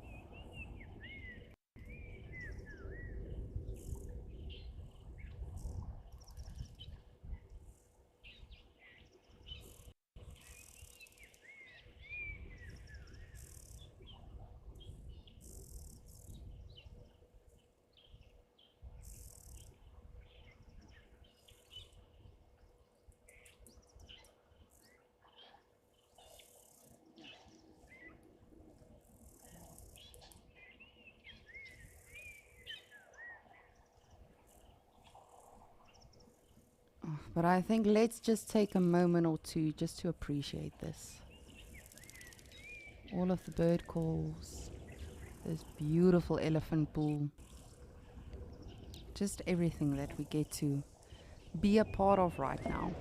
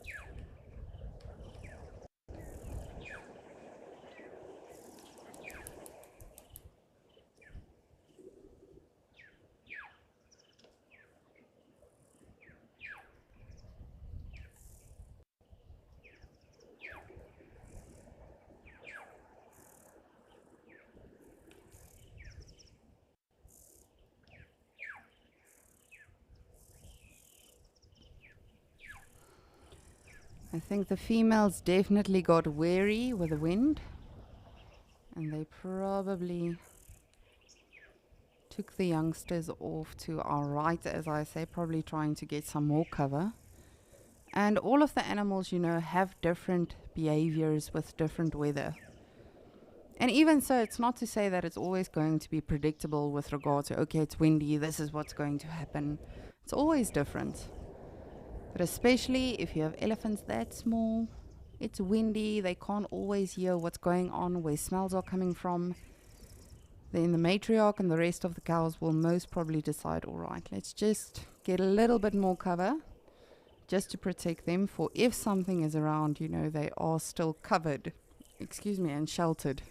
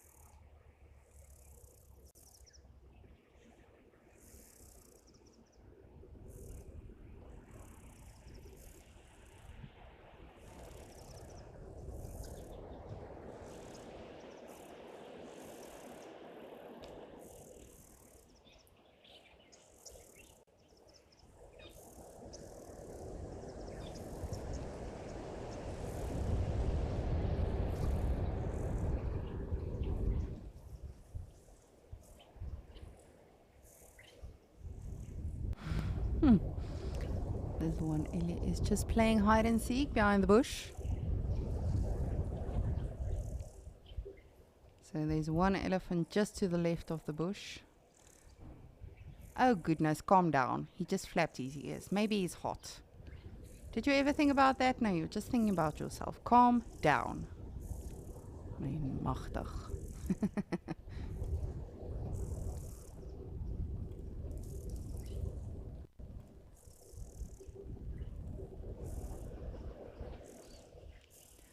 Melissa, you've got the same name as one of my sisters. You are saying you can watch them all day. That's what I love about elephants. And I'm not saying, you know, I don't favor the other animals and I can watch them all day too. I definitely can.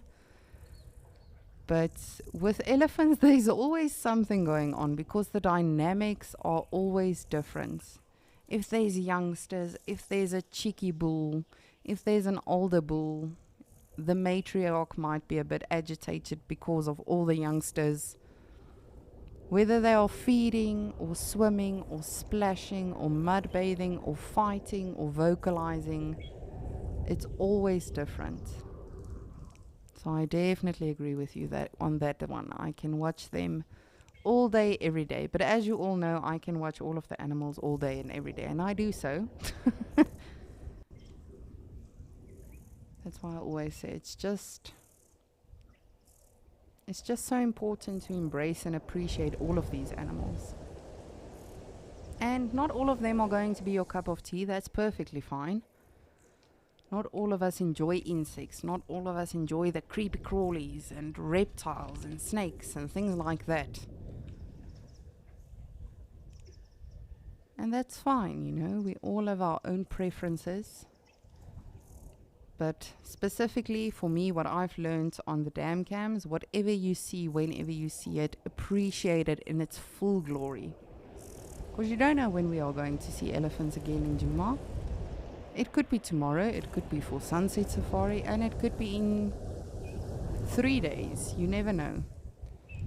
That's why even with all of the animals that we see in Okokoyo, yes, the zebras, the springbok, the oryx, the wildebeest, we do see them quite fairly on a daily basis. But you never know. Are we going to see them tomorrow? Anything can happen.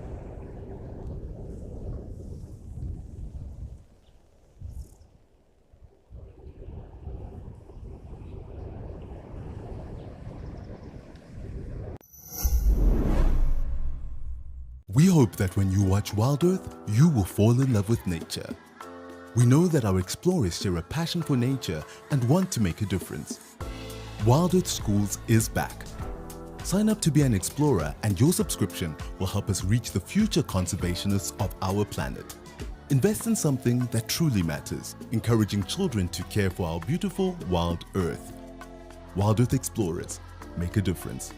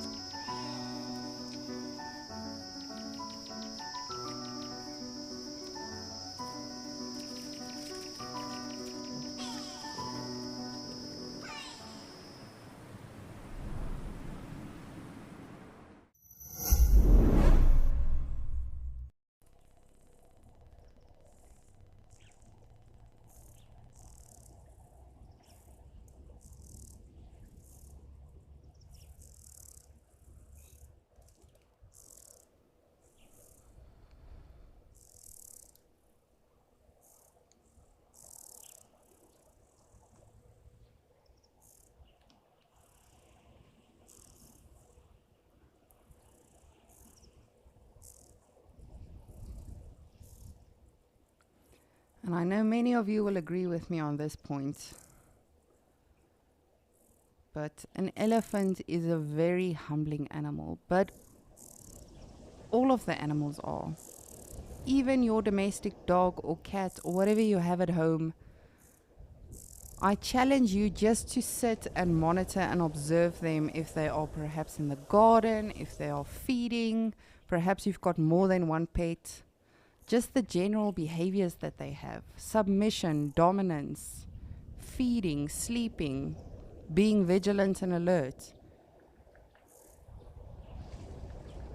And it's very interesting, specifically for me with dogs. You know, a lot of people will immediately think that Rottweiler and Boerboele and pit bulls, those animals are always aggressive. But just like I always say, with all of these animals that we see out in the wild as well, everything influences their behavior, just like with humans.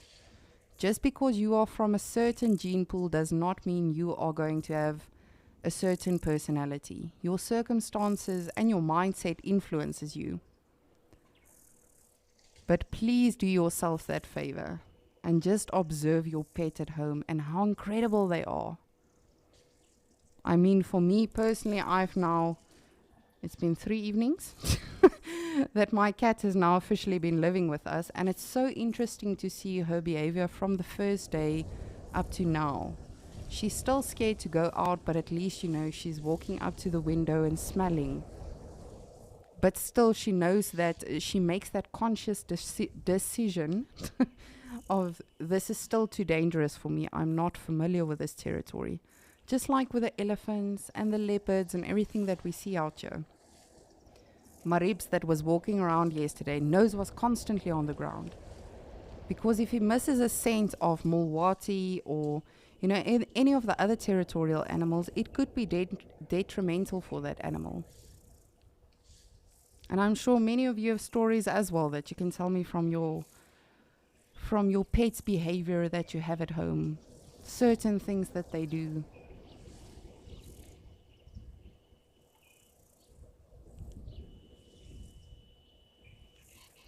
But it seems like all of the cows and the calves have taken off, as I say. And just the bulls remain. But lucky for us, they are right here. And we get to see them up close and personal.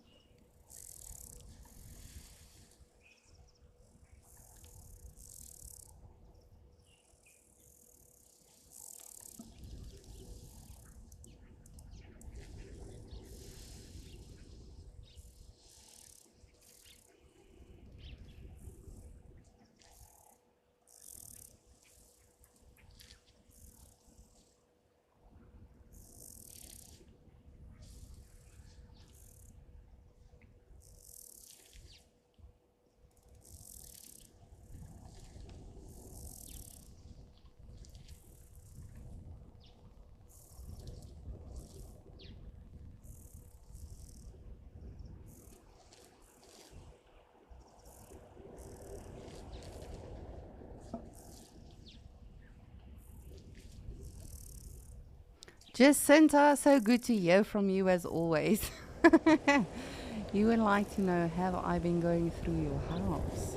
No. No, I've not. I would love to take a tour through all of your houses and meet your pets and get to know all of you personally, have a cup of coffee with you and just chat about everything that we get to experience out here. But no, Jacinta, I've not. I'm just speaking in general. But why do you think that, Jacinta? Did I mention something that, oh, through your phone, not your house. I apologize. Why do you think I've been doing that? What makes you say that? No, it really is. It's amazing. As I was saying, that's what I actually wanted to say. Elephants for me are very humbling. And I think, it's due to the fact that I got to work with them up close and personal and got to see what they are capable of. But all of the animals, I mean, our domestic animals at home, my Cocker Spaniel that I used to have, he would literally, my bed was right next to my windowsill. And 5 minutes before my brother would come home from work, he would literally come sit on my bed and wait. And he would start wagging his tail and start crying. And I promise you, only 5 minutes later, my brother would drive down the driveway and come home. And that's but that's a domestic dog. All of these animals are so incredible, and we cease to forget this. We cease to constantly remind ourselves, even the springbok in Okokoyo that we see. An Egyptian goose. If you take an Egyptian goose family, they would do anything, whether it means fighting off an elephant or shouting at a lion. If they've got youngsters, they definitely will fight for them and they'll defend them to the extent possible for them. And we constantly, I myself, I've worked with African wildlife for quite some time now, and I constantly too have to remind myself, this is just amazing.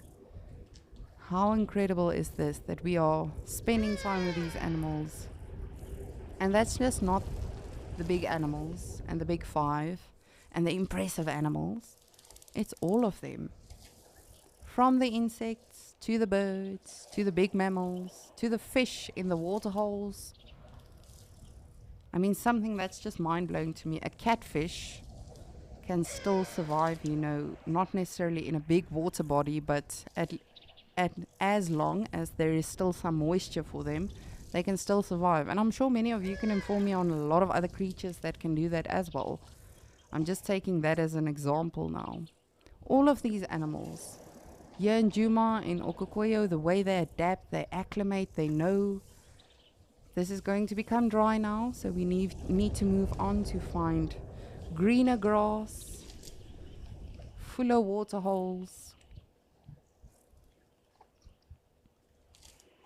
And I'm sure many of you know of this film Lucy, but they delve into the intelligence of the human brain, you know, and that we only use 10% of our brain capacity, and how much more we are actually able to use, and that we really are inferior when you think about what we are capable of, and that we've just, with time going past, we've just really limited ourselves. And for me personally, I always think, and this is a personal opinion, but I always think that technology, as great as it is, if you think about technology, it enables us to watch this live in the Sabi Sands. I'm not there, you're not there, but we are able to spend time with these animals. But technology is also making us very lazy, limiting us. And it was probably bound to happen. As humans, we are evolving. We want to make things as comfortable for ourselves and as easy and accessible for ourselves as possible. But if you think of these animals, they don't use technology for anything. They have instinct, not insects. Some of them have insects, but they have instinct, and that's what they rely on to survive.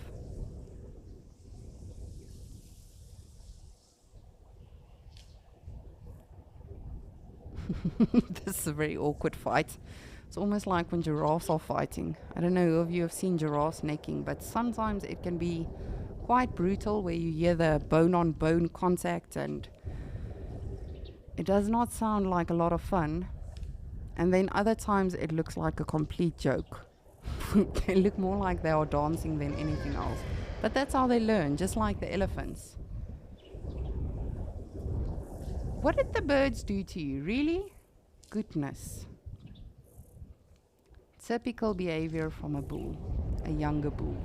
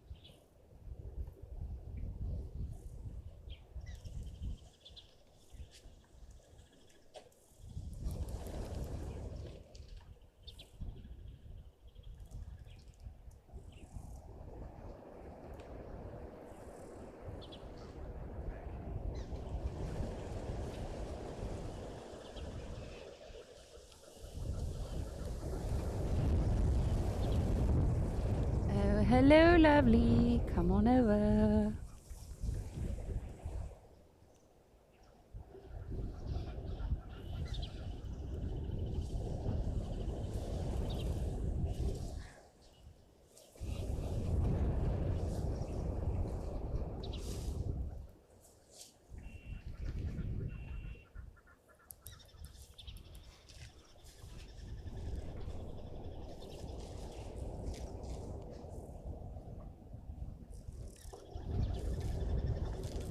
Just look at that.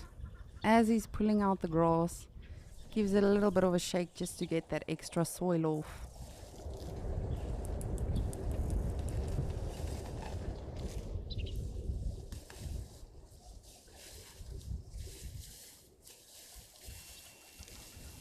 So I'm not going to move the camera around too much, because the elephants definitely hear the camera moving and then they want to come inspect and see what's going on, so we'll just be patient with him.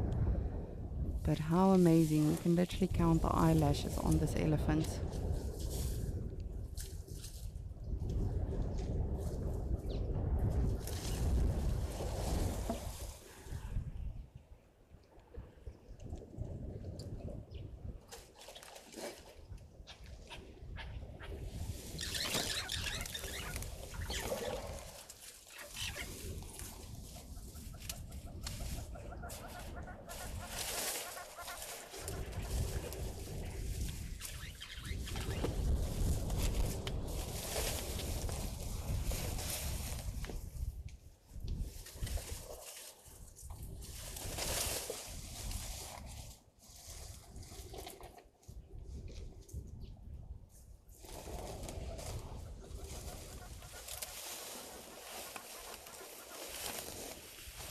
It's always so nerve-wracking when the animals do come this close to the camera, especially something as massive as an elephant.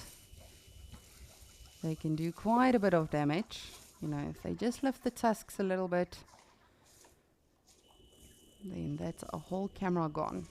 But the baboons, the monkeys, the squirrels, you know, sometimes they play with the wires as well, and the actual camera. Ooh, sorry about that. We just want to see if the elephant is around.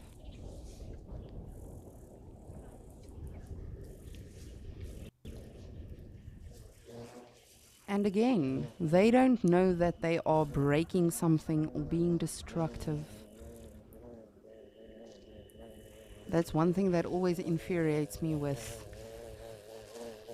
not any people in particular, but just the mindset of human beings in general. I mean, when you look at wild dogs, a lot of people, if they find wild dogs or jackals or things like that on their farm, they'll actually shoot them or they'll set traps for them. Because yes, those animals do go after the livestock. But that animal is not thinking, oh gosh, am I going to cost this person a lot of money now by eating? They are just seeing food and going for it. So it's a very tricky thing because of how we've evolved as humans, where we are in life. And of course, we are money driven, unfortunately. These animals have no idea what technology is, what weapons are, what money is. They just want to survive and be happy.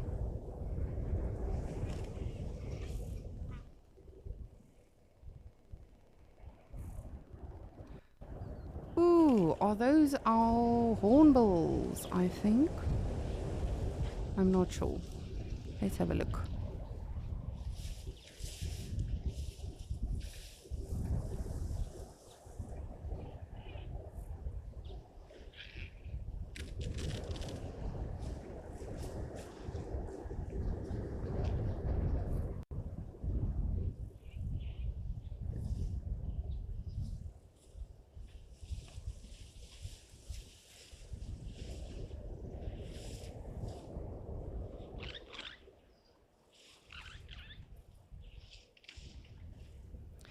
Indeed, I know Karen, one of our very avid zoomies, did report this morning that they heard some hornbills, the southern ground hornbills that is, and here they are. I know a lot of you love them. They are definitely one of my personal favorites as well, and I'm wondering, because I definitely saw 3 of them, I'm wondering if it's not the 3 that I saw when I was in the sands now.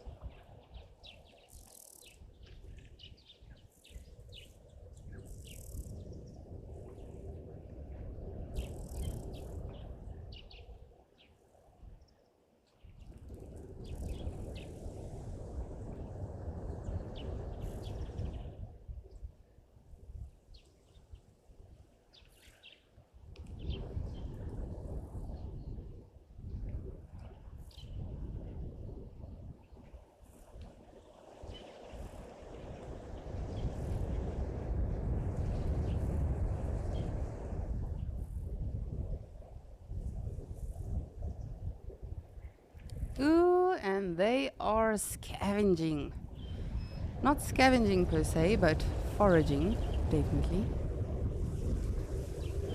And they are phenomenal hunters. I've seen these guys in action, and it's just brilliant what they can do. Much like your Kori bustard and your secretary birds, they really are amazing hunters. They'll go for, just like we saw, they'll go for grasshoppers, all sorts of insects, snakes, lizards, smaller birds, unfortunately, as well.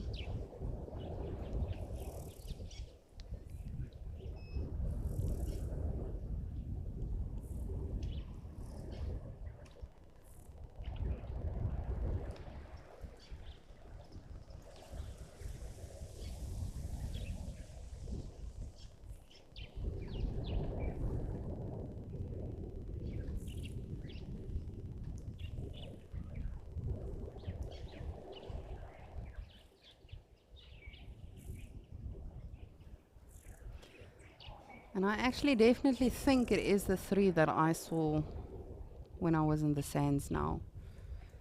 And I'm sure I don't have to tell any of you this. They are incredible birds to see out in the wild. They are highly endangered. One of the main reasons being humans destroying their habitat. Ooh, and we've got an Elibum.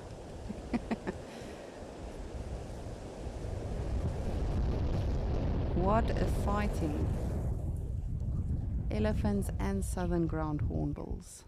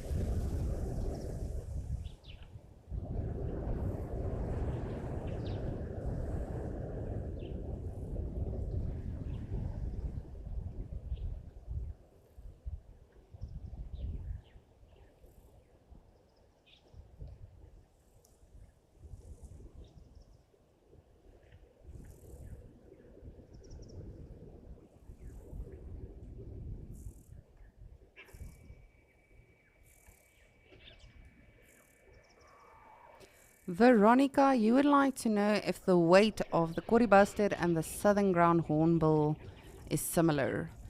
No, it is actually not. So the male southern ground hornbill can be anything from 3 to 4 kilograms, whereas a Kori bustard can be anything up from or up to 12 kilograms. So there's definitely a massive weight difference between the two. But as I say, both phenomenal hunters. They really are incredible when it comes to actually finding food, not just with their eyesight, but their senses as well, you know, hearing the rustling in the grass. I remember one of my most memorable sightings of a southern ground hornbill. It literally also walked around and it stood still for a very long time, so we were not sure what's happening. And you could see it constantly move the head, so obviously looking, but I assume also listening. And it moved forward a little bit, and again a little bit, and then it actually maneuvered behind a tree. And the next thing we saw a snake coming down that tree, and the hornbill went for it. So it's not just sight, surely it must be smell, hearing as well. And the Kori bustards, I mean, I don't have to tell any of you how incredible they are as well. However, the Kori bustard is not an endangered bird species, whereas these southern ground hornbills that we are looking at now, unfortunately, they are highly endangered.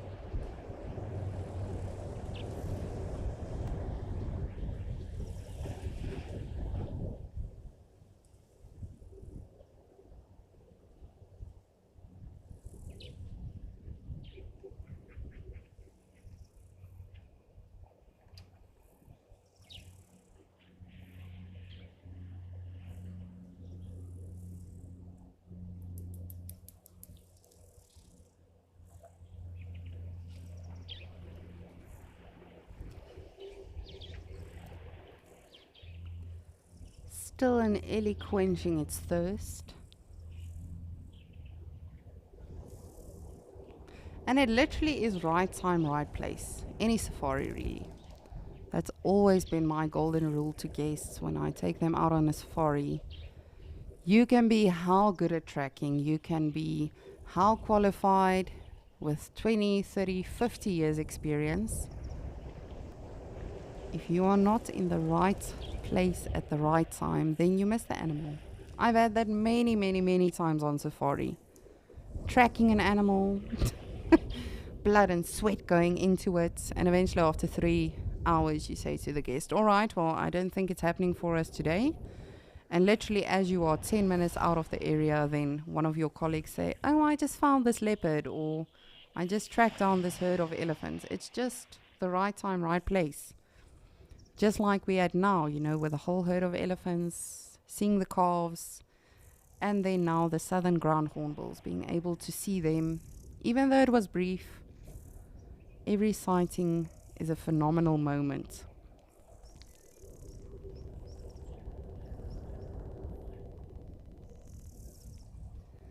But it seems like I'm not the only one fortunate enough to have shown you elephants. Lauren in Madikwe has some to show you as well.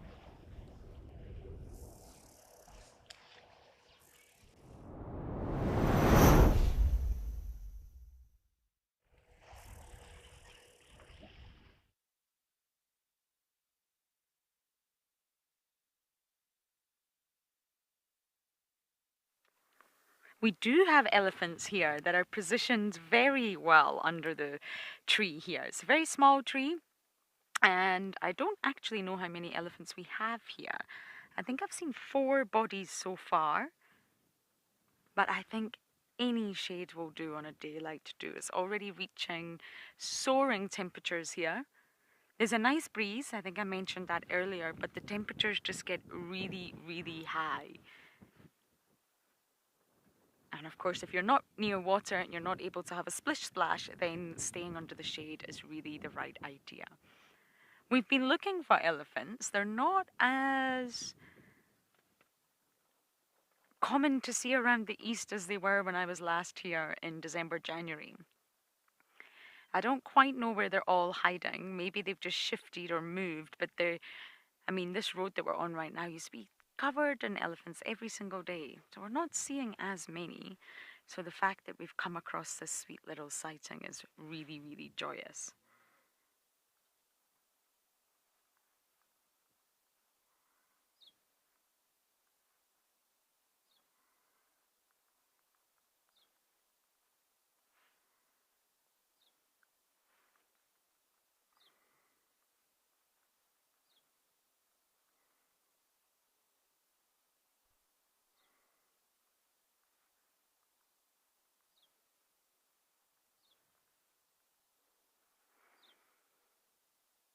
Whenever we see elephants, I've noticed a lot of naturalists relate to the elephants and talk about intelligence when around elephants and emotions when around elephants.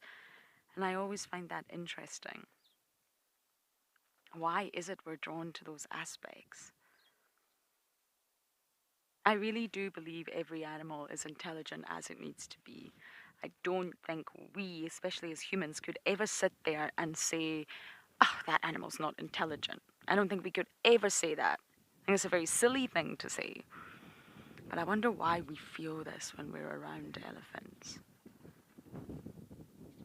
Is it because we relate?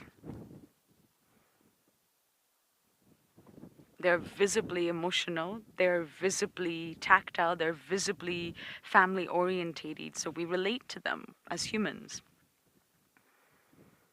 I just often find that interesting when any of the naturalists come across elephants. It's the same sort of story, the same sort of feelings.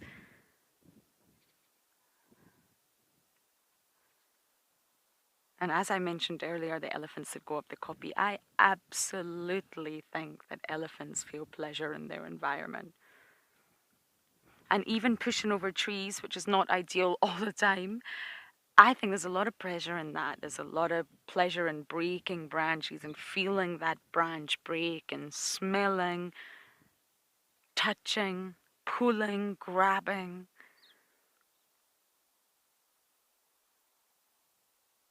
I think there's a lot of joy in that for an elephant.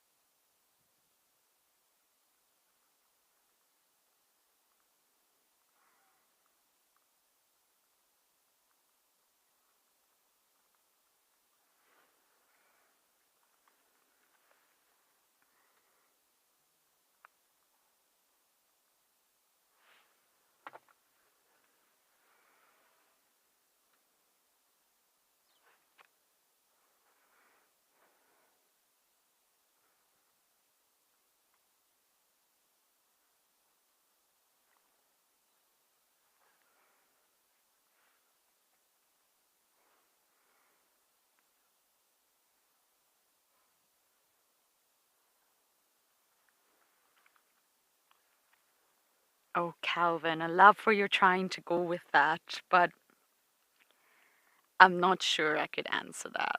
That's very speculative for me as a human to guess which part of an elephant is the most sensitive.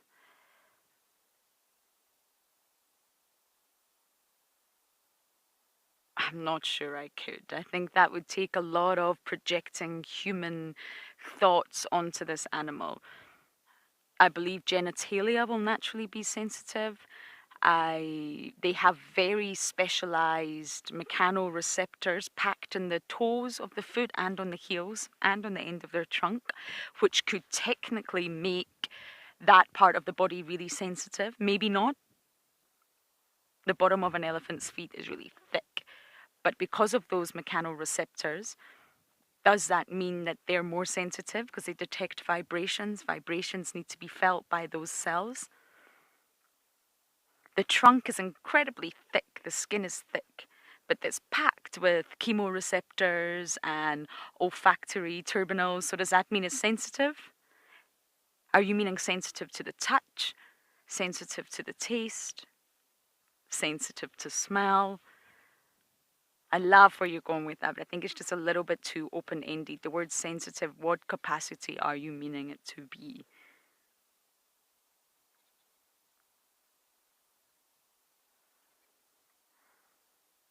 Their ears, their hearing is so incredible. Do they have sensitive ears? The skin is thinner or not at all? Do they not feel the skin on their ears because they're often ripped and caught on branches and have holes and torn?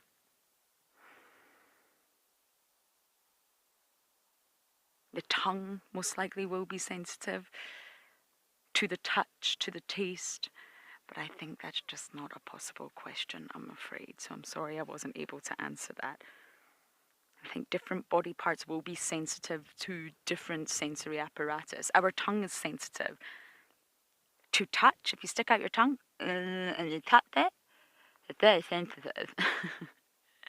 It's sensitive to hot drinks, it's sensitive to cold drinks, it's sensitive to taste, it's also sensitive to smell. Our nose isn't so sensitive to touch, but it's very sensitive to smell. Our ears, you can yank and pull and pierce and do whatever you want to your ears, but the inside is very sensitive to hearing. Naturally, that's what the ears are for. And sensitive to balance, a sense of balance. Our eyes, very sensitive to touch. We don't go touching our eyeballs. Unless you wear contact lenses, but you know what I mean. But there's such an incredible sensitive organ, perceiving wavelengths of light and transforming them into an image in our brain. Male and females will have different sensitive parts, different feelings in different parts of the body.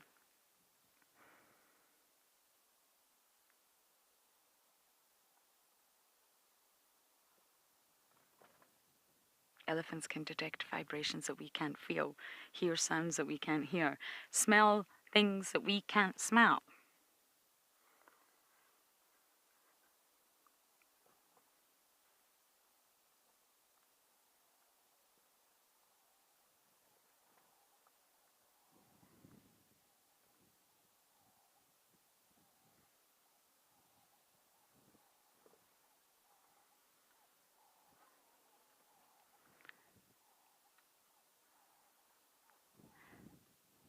really, it's quite simple. We don't have any other choice. We only know what we think. It's not a bad thing. I'm not criticizing it. It's just we only think how we think. I touched on this yesterday. You only know what you know.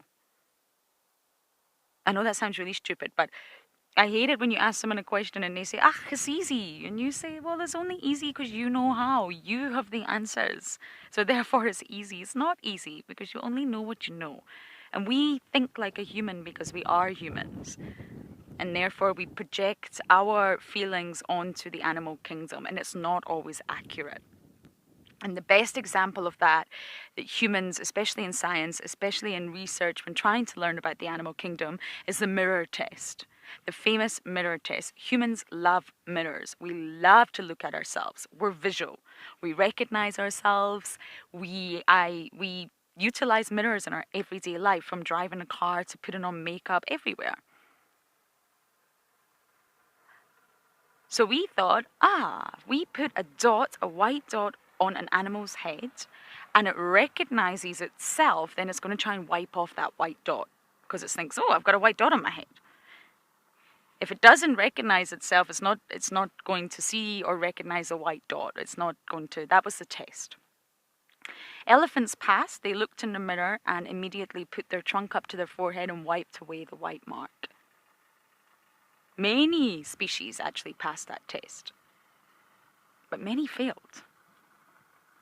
And dogs in particular, they failed.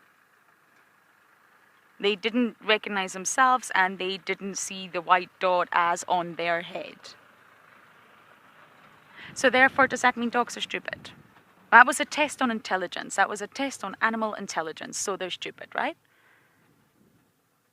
No, of course not. Dogs are incredibly intelligent, but they're not visual.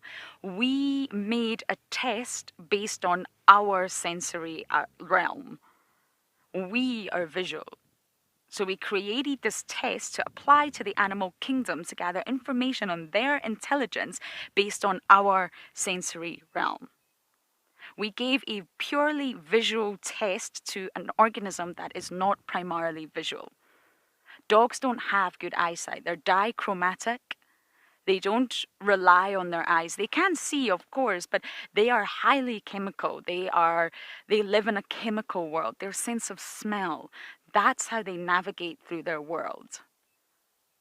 So if you peed in front of the mirror, they're going to recognize the pee. They're going to understand the scent of the pee a lot more than they are the actual mirror, because they live in a chemical world. And that's a perfect example for me. I mention it a lot because it's a great example of how we created a test on what we know.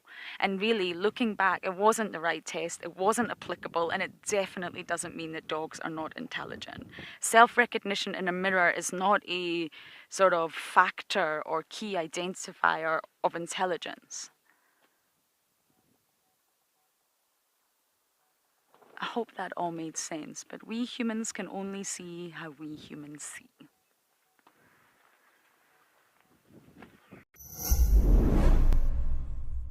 On April 27th, Wild Earth will be celebrating a very special birthday. It's our Sweet 16.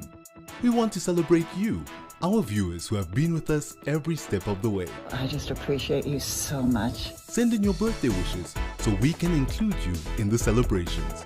Happy birthday, Wild Earth! Video yourself saying happy birthday to Wild Earth with a short note and share them with us on birthday@wildearth.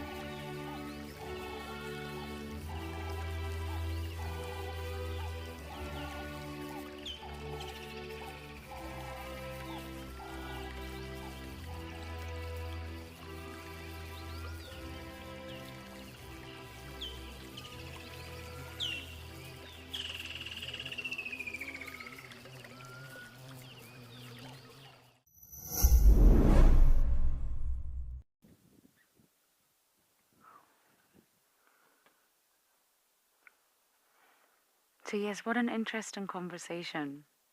I could go really, really deep with this. It's a wonderful book, Are We Smart Enough to Know How Smart Animals Are? It's incredible.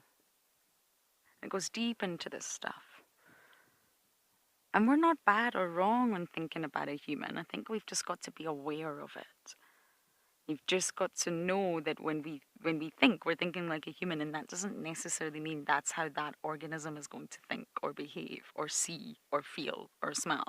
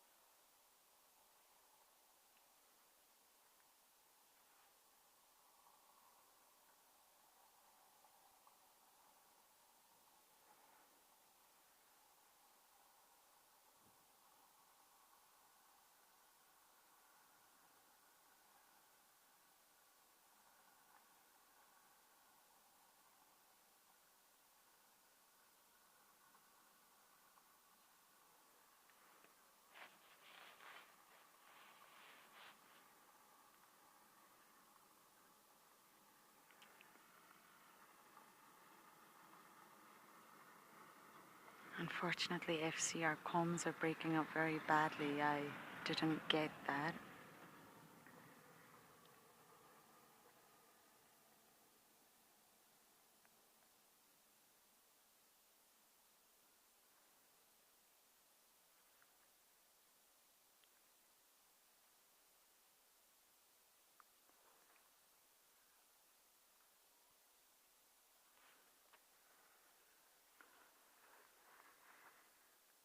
Jessica, both. Both are crucial resources. So they'll move to find water and food. They're not territorial, so food and water will be crucial parts of their daily movements and their nightly movements. They always will head to water, and along the way they'll feed. So they'll always go to areas where both resources are really readily available.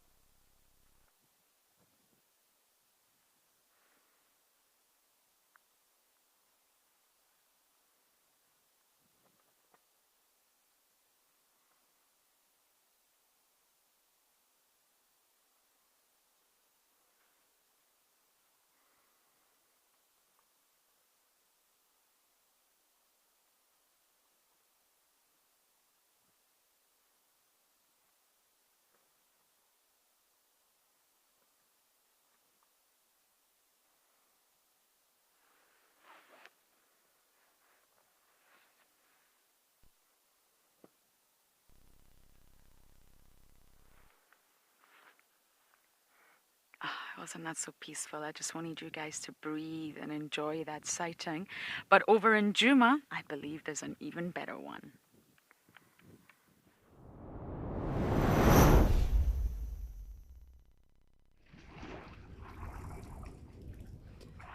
What an incredible way to end our day on Escape to Nature. We finally got swimming elephants, and they're actually calming down a little bit now, but they've really been having a blast, climbing on top of each other, which to a lot of people, can be confusing. It seems like mounting.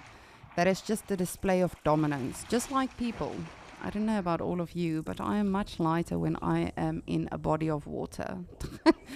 So they definitely have way more abilities when they are on the water because they're lighter. So as I said, these are two younger bulls and a little bit of a... Where'd you go? You just disappeared. A lot of dominance display going on now as we see. And this is how they learn. This is how they take on one another. This is how the dominance gets established. It was so interesting now when I was at my previous lodge, checking in with the elephants. We had a good giggle because I asked if Sibakwe, who is the elephant on the Amarula bottles, I asked if he is still the dominant male in the herd, and they all just laughed and they said, of course he is. Because some of the other some of the other elephants will challenge him from time to time and try to be bigger than he is. And Sibakwe is a massive elephant. He's really big, his tusks are thick and long, and he's just majestic. But it'll happen sometime, you know, as animals get older, just like we see with buffaloes and with lions and impalas and all of these animals. There's a time for prime. So as soon as, you know, someone younger, someone fitter comes in and they challenge that older male, then they will definitely have to step down. But some animals take longer than others. It's like people. Some people retire at the age of 40, some retire at the age of 80. It's most probably the same thing.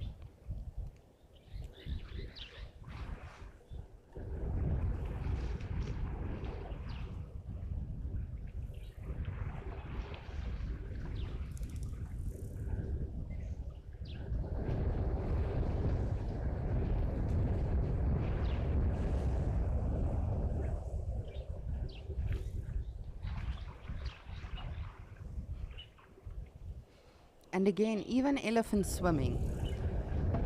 You can have 100 sightings of elephants swimming, and yes, there will definitely be similarities with regard to which individuals love swimming, they don't want to get out of the water, what they do with dominance. But every single sighting is going to be different in some or other way. And that's why I say I love elephants. It's always different. I mean, at my previous lodge, we used to see the elephants swimming every single day because during the day they'd be out in the wild doing their thing, and around 1 o'clock generally they went for a swim. And we would be very, very fortunate to be able to take the guests to see. And sometimes they swim, sometimes they don't. It's not like they're being forced to swim, it's just coincidentally, here's a water hole if you would like to have a good swim. And for me, as I say, this is a sighting I've seen so many times, but every single time is different because behaviors are different, the weather is different. There's so many things that influence everything. And this is just something that I can never get tired of.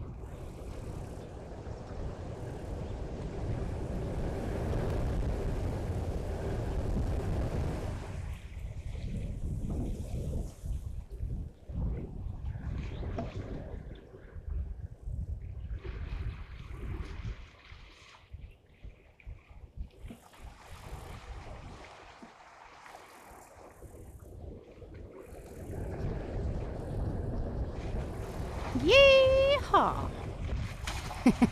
And especially, you know, when we did go to see the elephants swimming, the guest would immediately think, oh, they're mating, it's wonderful. No, calm down.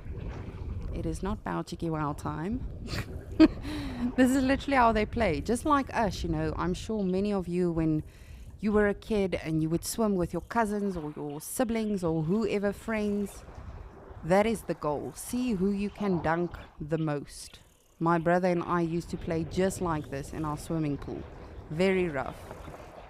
And eventually you get so irritated and agitated because you want to see how long you can hold that person underwater. And it's the same with the elephants. You'll see, you know, they sort of get irritated with one another. And then they relax and then they carry on again. This is a standard practice for elephant males or bulls. And it's very important. Hierarchy is probably, if not the most important, one of the most important things out here in the wild. Which is sad. You know, it would be wonderful if everything was just rainbow and butterflies and everyone loved each other and lions also just fed on grass and trees as opposed to hunting animals.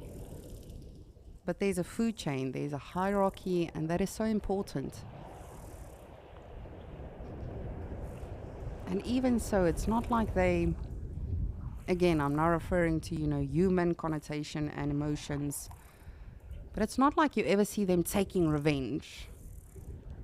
Last night, the lions hunted an impala, and now the rest of the harem are going after the lions and they are going to ambush them. It's not that. It's just they accept and they move on because they know they need to carry on with surviving. And the same with the elephants. If both of these elephants just, you know, constantly submit to one another, there's going to be no hierarchy, dominance, and that is also what forms discipline in all of the animals, not just elephants. Impalas that are rutting and sparring.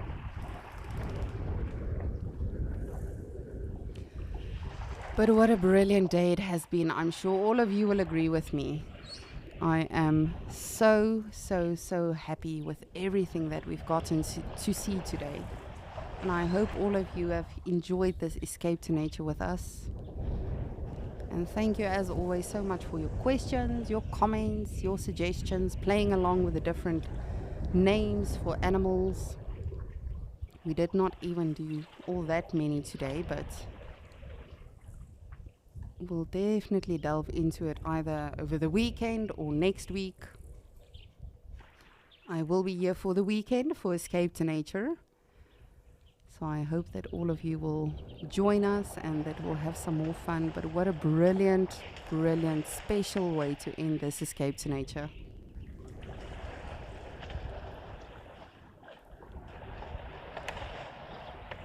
And if you missed it, they are not trying to mate. These are two bulls that are trying to establish dominance. And even after we end Escape to Nature, you're more than welcome to monitor the dam cam either on YouTube or on the app. You can keep updated with what's happening at the waterholes. But it has been a beautiful day.